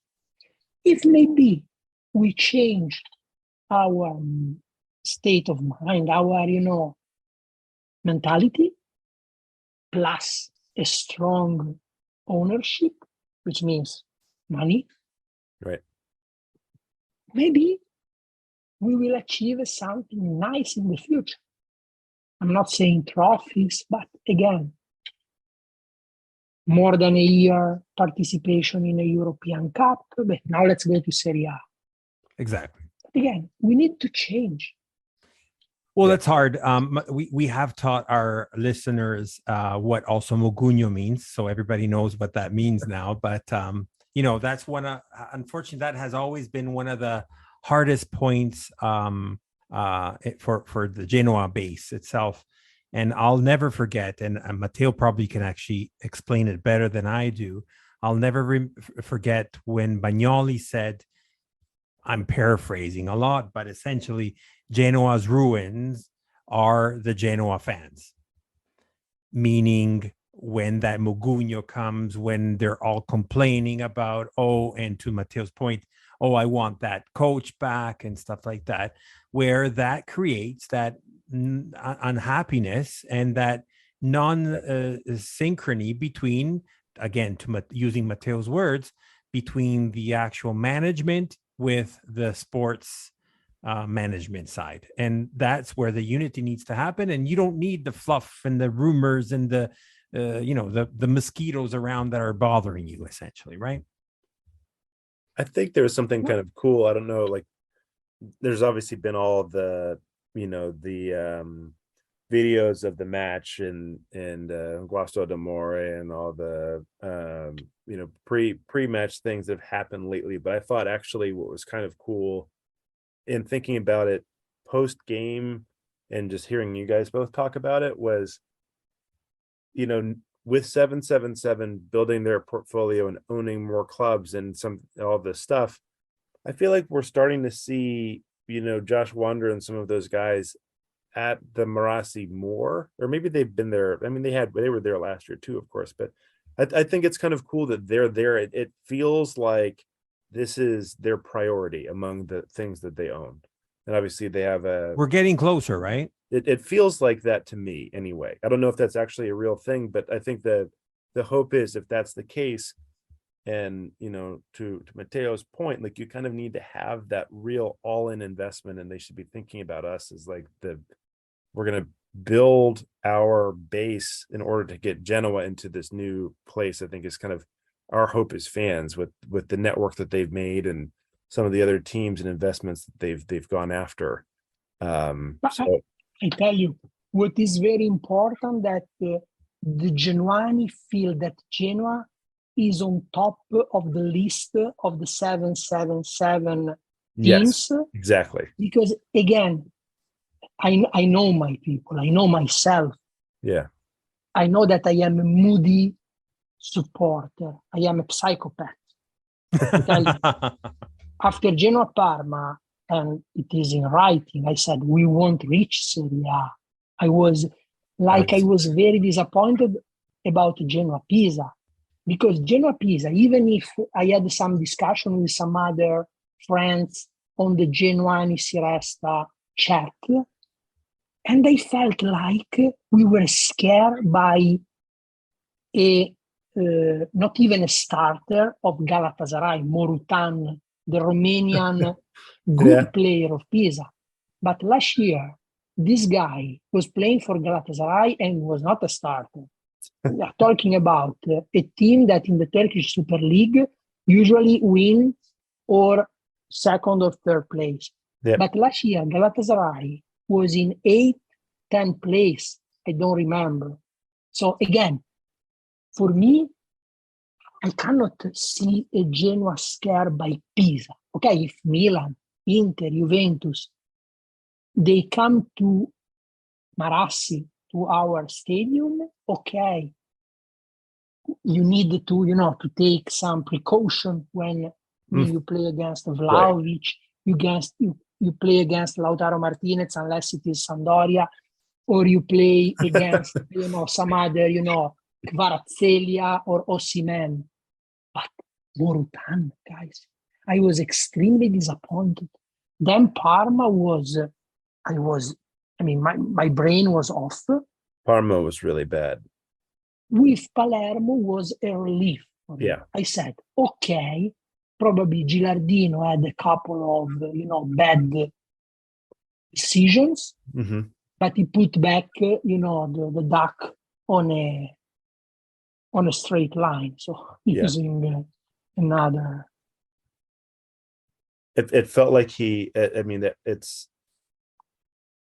was a worrying trend too. I mean, Fabry and I were messaging. I remember also kind of having some thoughts after the Pisa match, because you think about it, like in pure terms for Serie B, it wasn't a terrible result. We got a point. We think we maybe actually got ahead of Regina in that match, or a state level with them. I can't remember what they had done that match week.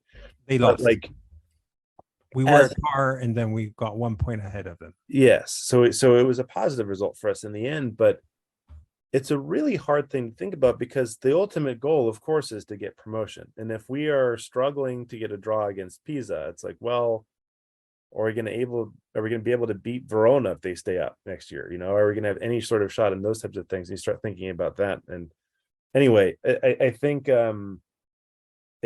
let's hope that this match against Palermo that we just saw is more of a sign of things to come than the opposite of that, because I think that's what we need to see. We need to see the team playing in this style that gives our attacking players more to work with. We still kind of can be a good defensive team. We don't have to have 5 defensive players, and hopefully that pays off. Plus, to add one more comment, the game with Parma was after a kind of disappointing, winter transfer market, session, whatever you want to call it. It was 1 month of open player market, and I think that many Genoa fans keeping their voice kind of low, but again, we were kind of disappointed. Let's be real. If we want to hide the truth, but I was kind of disappointed.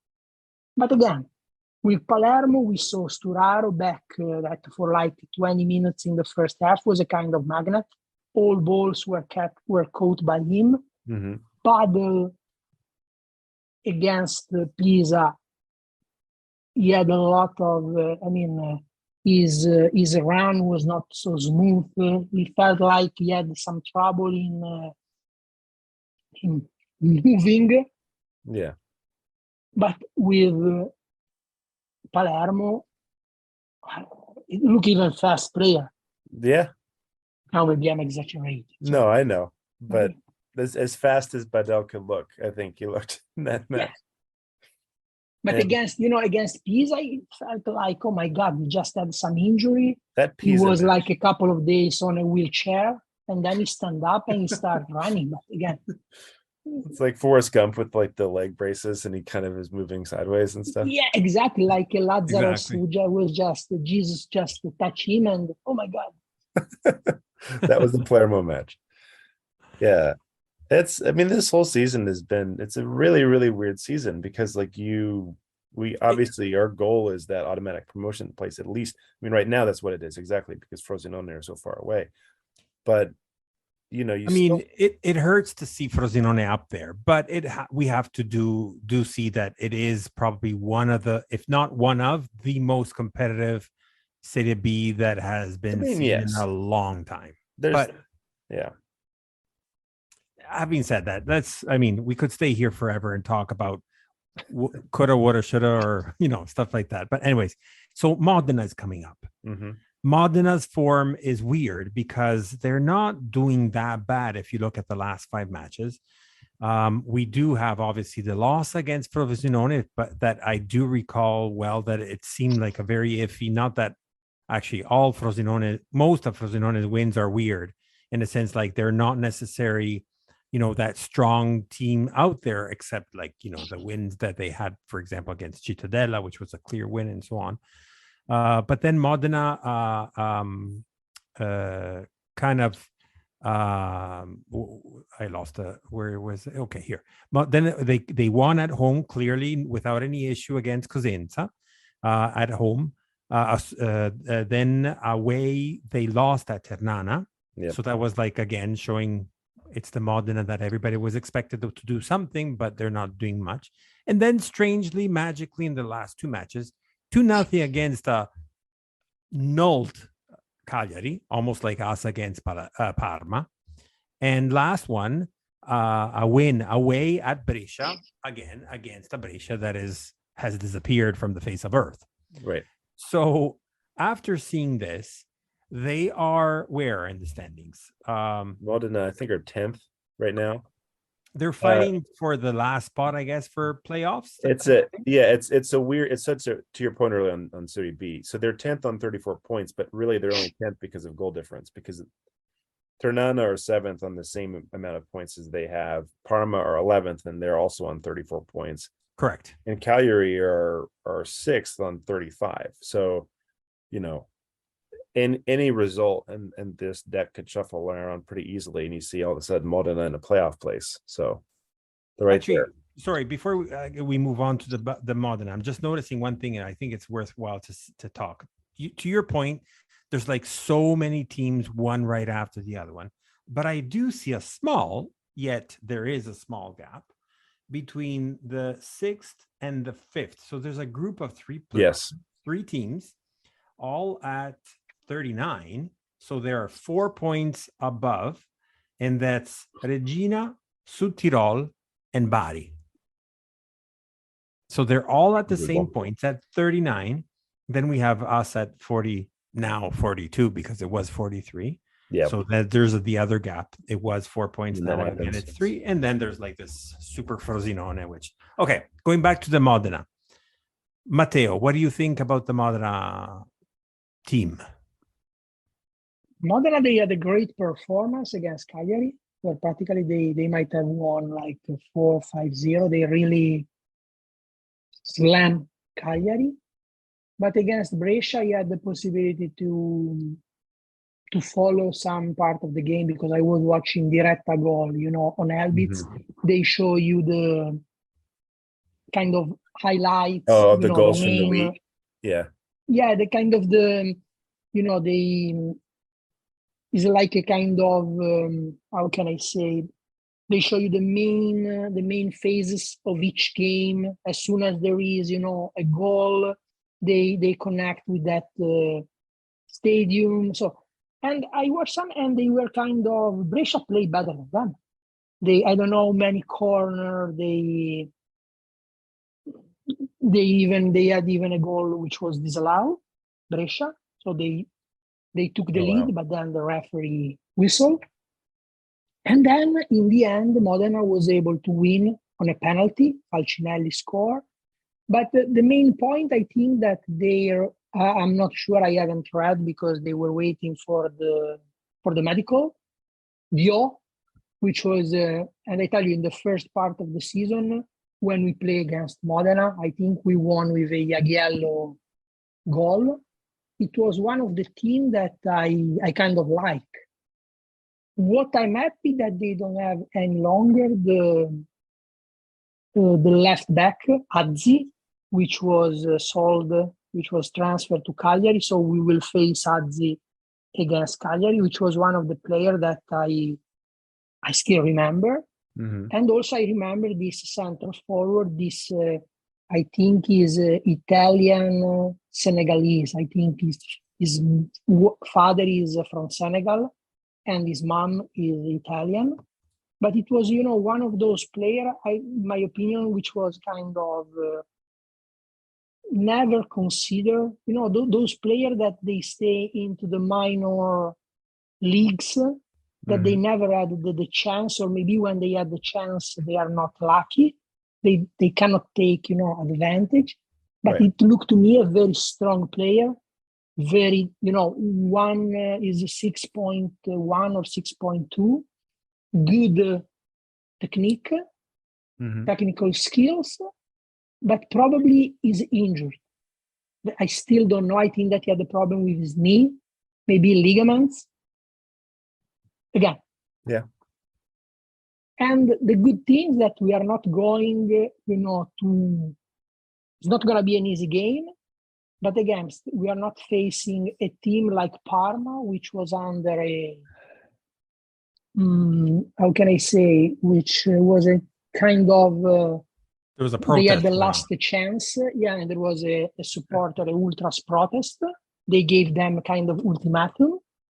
So I think that the place, the environment will be more relaxed. They are not gonna probably play with like Parma, that they look like they were under drugs.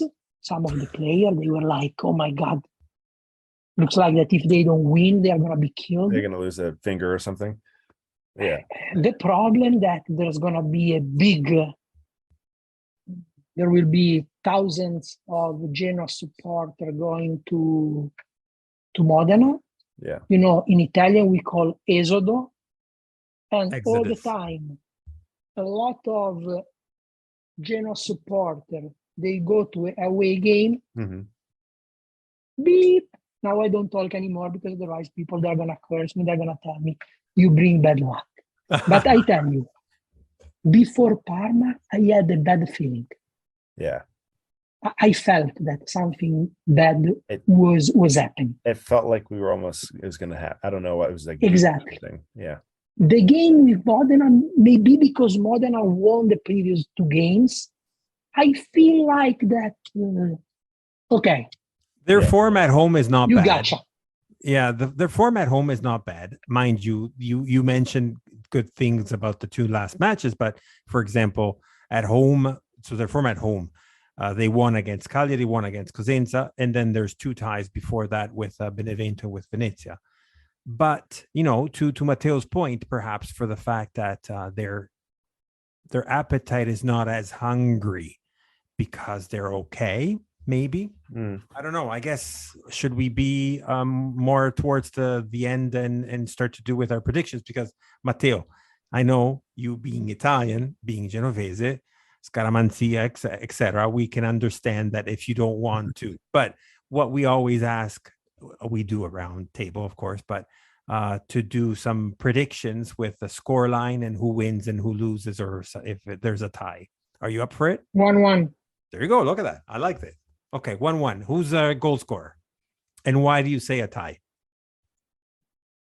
Goal scorer, my dream, Güven Yalçın. Wow.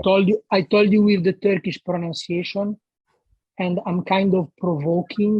My wife is Turkish. And then I'm gonna let you go because probably you are tired. Everybody's tired. I'm afraid that I'm gonna wake up my son who's sleeping. My wife is Turkish, so I was kind of joking with Stefano because there are many people, and Fabrizio, and I think also Matt. I would say, Yalçın is not one of the fan favorites. Yeah. But you know what happened in Turkey, so I take also advantage to send. The Besiktas. I mean, it's like my country. Yeah. The terrible earthquake. Oh yes, that happened yes, in the European Asian country. Turkey is like a bridge between Europe and Asia, so it was a tragedy.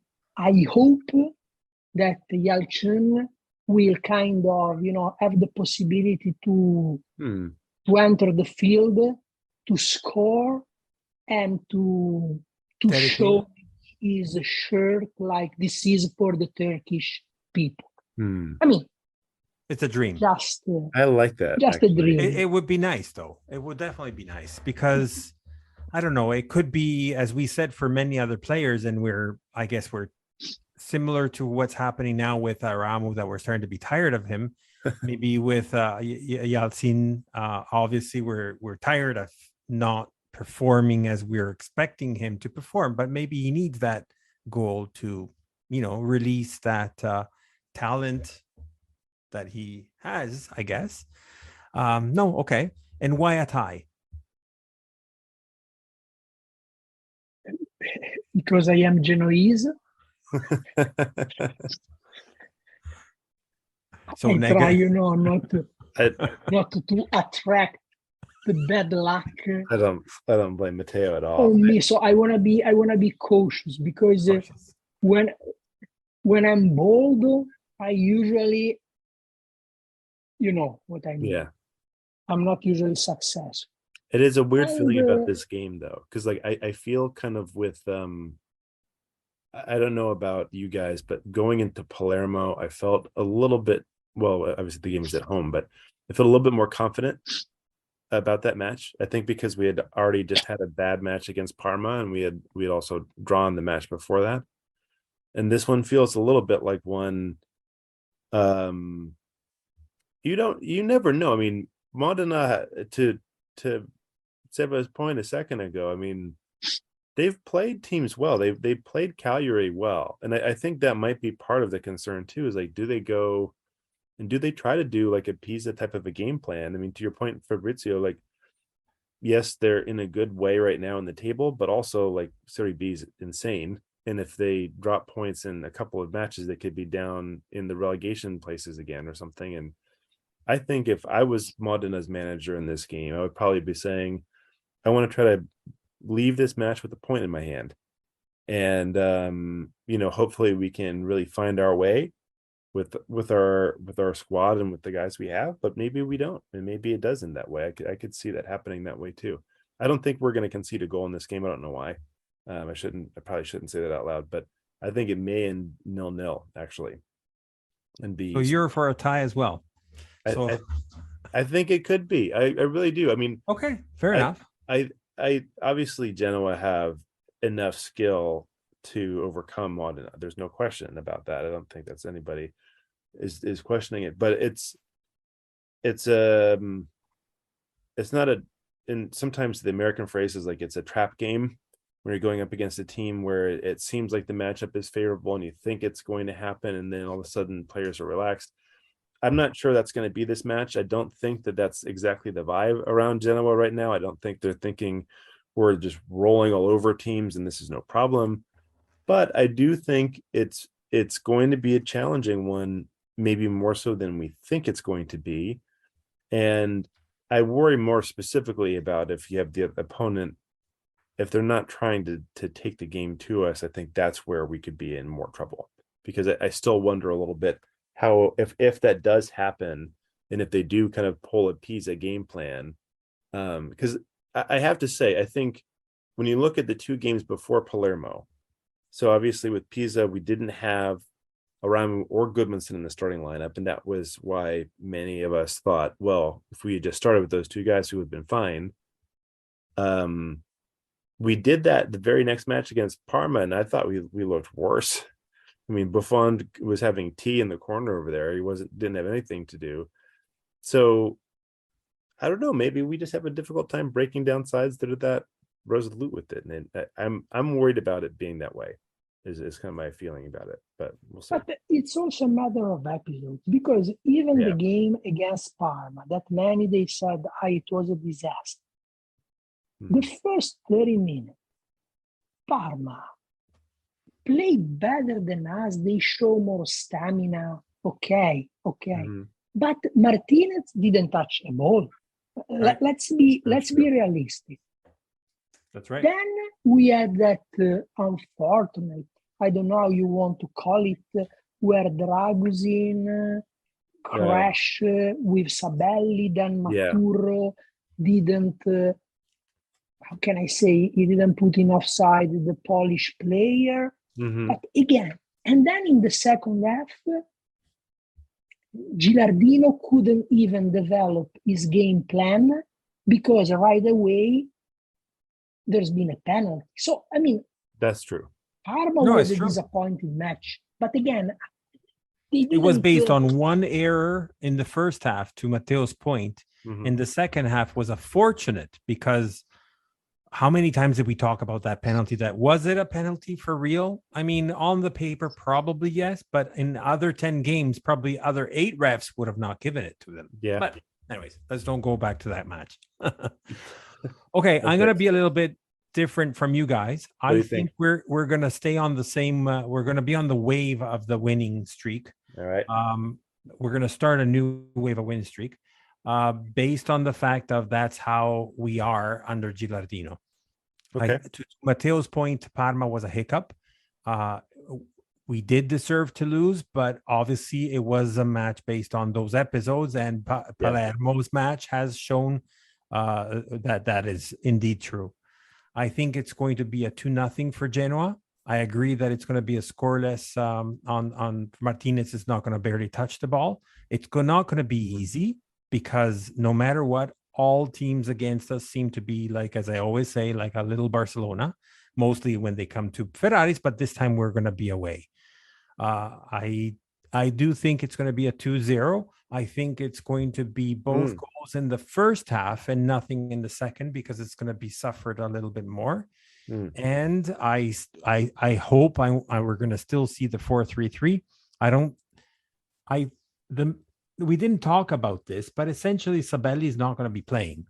So that, because he's playing Hefty. I'm sorry, I mixed it up. That's right. So we're missing the right back. So are we going to put Sabelli on the? My thought is putting Sabelli to the right and putting Sibora on the left. But I'm not too sure. I don't know what you guys think about that one. Just a quick round. What I think about that, and that's why I try to be conservative. I mean, not to be too bold after such a great victory against Palermo, because Coda is not on fire. Aramu is still on the wheelchair, like Badel. Gudmundsson, if, and I repeat, if it turns on, God help our opponent. And then the back. Because again, once we are going to have Apps, Sabelli, Efti, maybe Criscito and Gilardino will be able to choose, I will be maybe more confident. No, you're right. Right now, I want to be like very, very cautious. No, that's true. I still not. I don't want to change my my thought around the 2-0. You are right. It's going to be a little bit. That's why I'm predicting that the second half is going to be a lot tougher, because I still think that we will suffer from that, from what Matteo essentially just said. Goal scorers, it's going to be difficult with respects if he's going to give trust to Aramo, if Gudmundsson is going to be in a good day. But if they both are, I see both Aramo and Gudmundsson scoring. It'll be the dream. That's what we want to see. Exactly. And maybe Aramo won't even play. Why not Jagiello? So things will change. We were talking about that too. Yeah, Jagiello, I guess, probably makes more sense than Puskás in that position to start. I drop a stone. What do you think about, without Koda? Because Koda, to me, even if he's not such in a good shape, but Koda, you see the name, the number, Koda scares. They see Koda, they are kind of scared. And to put Gudmundsson and Jagiello to support him, also to have a very strong midfield. Yeah. Because again, this week before Palermo game, for a couple of days, I was kind of terrorized because the scenario was Vogliacco out, Bani out, Criscito out, FT, how is he? Is the good one or the bad one? Right. So then when I saw the starting lineup, I saw, okay, Bani and Dragusin are there because, Brunori, Di Mariano, Palermo, to me, was probably the best team. They came to play football. Yes. Other team, they came to break. They came just to obstruct any way to their goal. But Palermo showed, that where the winning streak that they had was not chance, was based on good technique, on really strong players. I like also the left back Sala, very good left foot. So I was surprised, I tell you, to be sincere with you, Palermo. No, I agree. I agree with you. I would have to say differently, but similarly, like how we lost, to what Matteo said about how we lost with Parma. Palermo happened with us. Like they had two bad. There were more than two, obviously, but they could have tied easily, and it would have been fair. Probably not. A lot of these matches with Gilardino, though, how many of them have been kind of a coin flip too? Like we've had so many games where we've won or lost, and we had a chance in the match, and we either converted it or we didn't. And it's a fair point to say, it's not like we're pummeling these teams. They wouldn't have stolen anything if they had scored Palermo. Let's be. Yeah. But again, I saw a dominant Genoa between the 10th, the minute 10 of the first half, till practically, I'd say 3-4 minutes after we score. Where, as I said, Sturaro was a kind of magnet. It was impossible. I don't know. Sometimes there are players that they find the right spot on the pitch. Right. And he was able to stop any counter-attack, anything that Palermo was trying to do.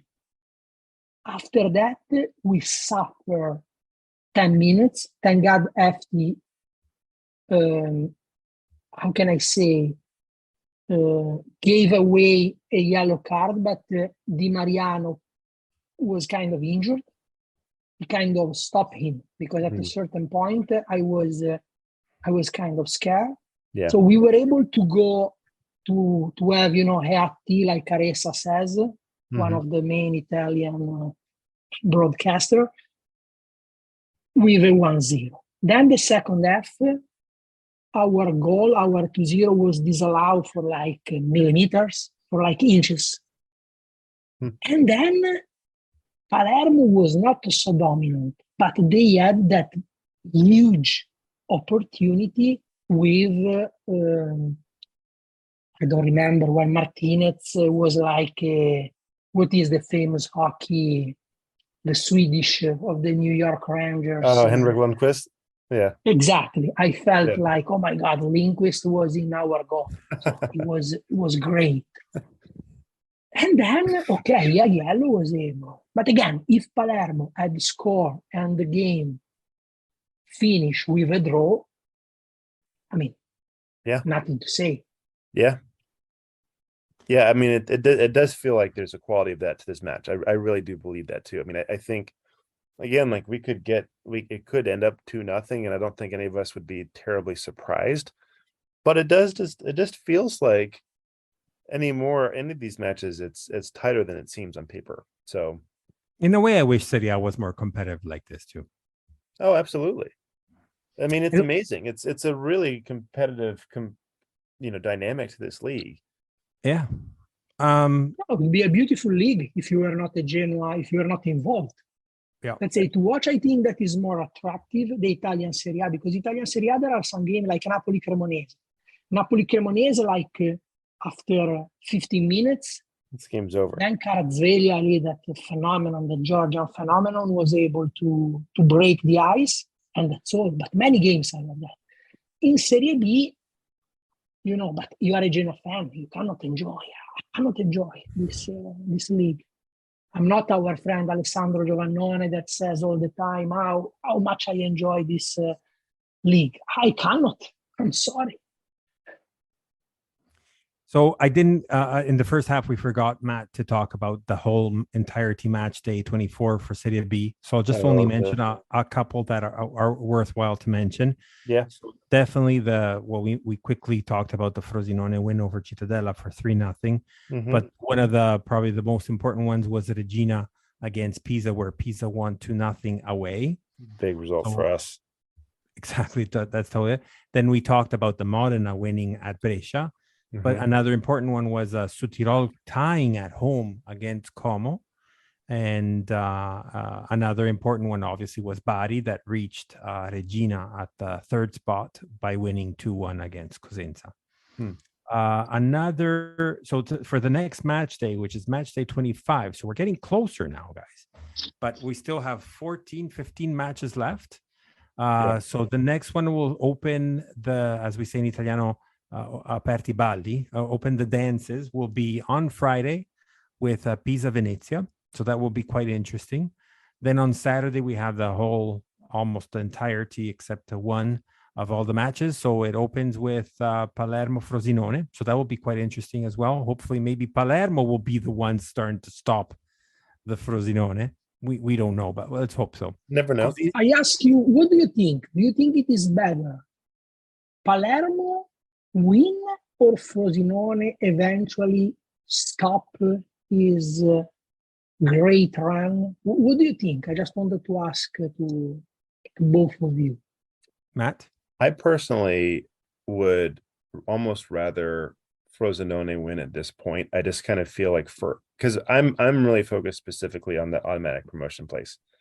And I would rather see us secure that, and selfishly, if Frosinone are beating every other team, they're beating our rivals essentially in those same positions. And I understand Palermo a little bit farther behind, but I'll take that. I'll take those extra point gap kind of type of moments.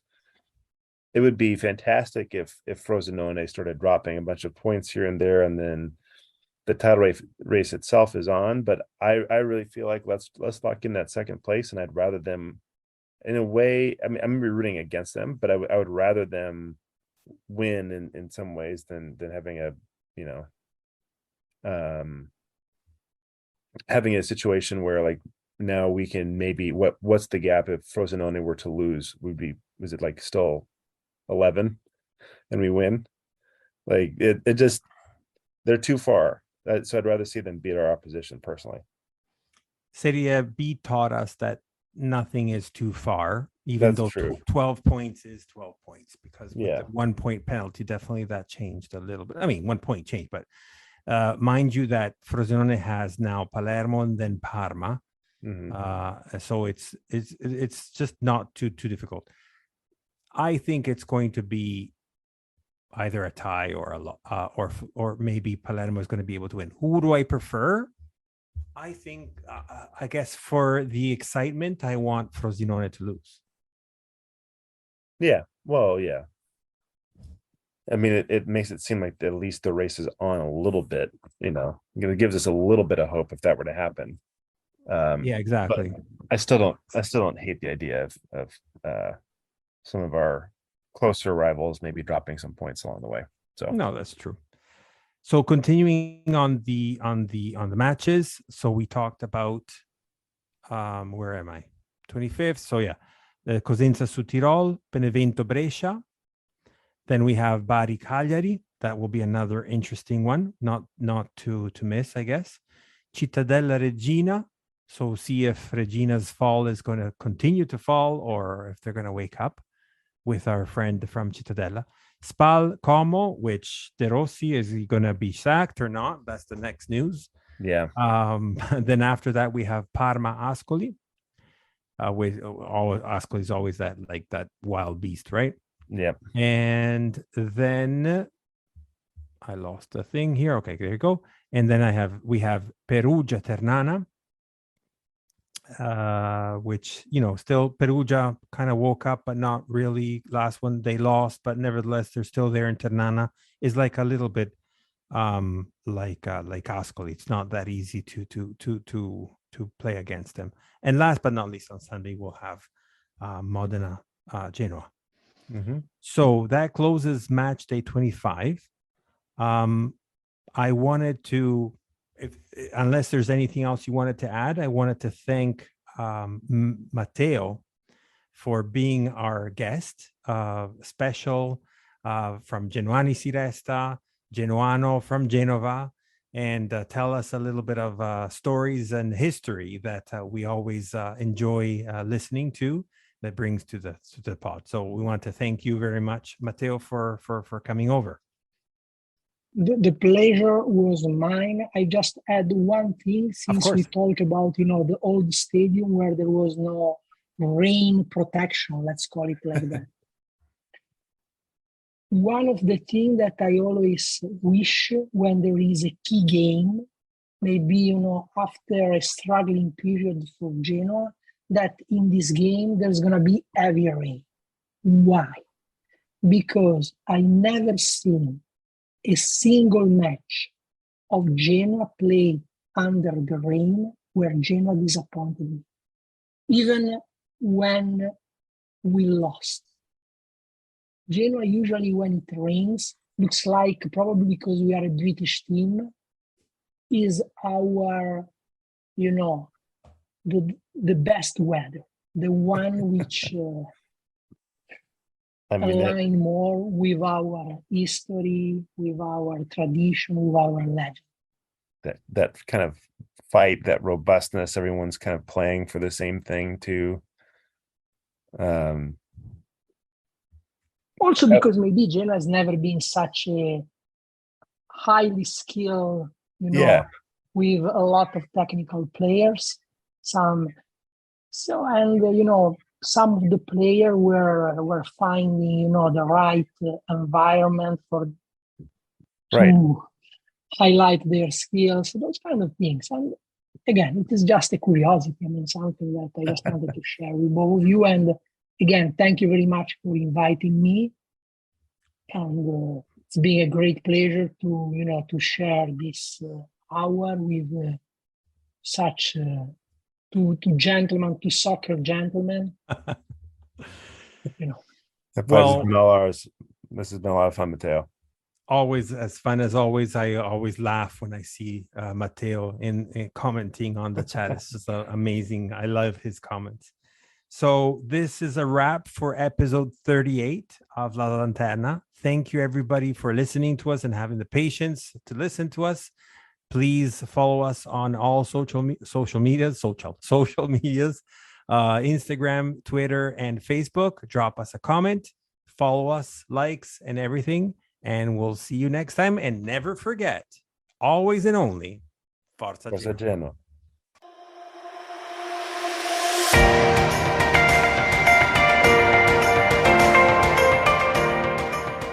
You've listened to La Lanterna, a spotlight on Italian football, a podcast powered by Genoani Si Resta. Thank you for listening and see you next week.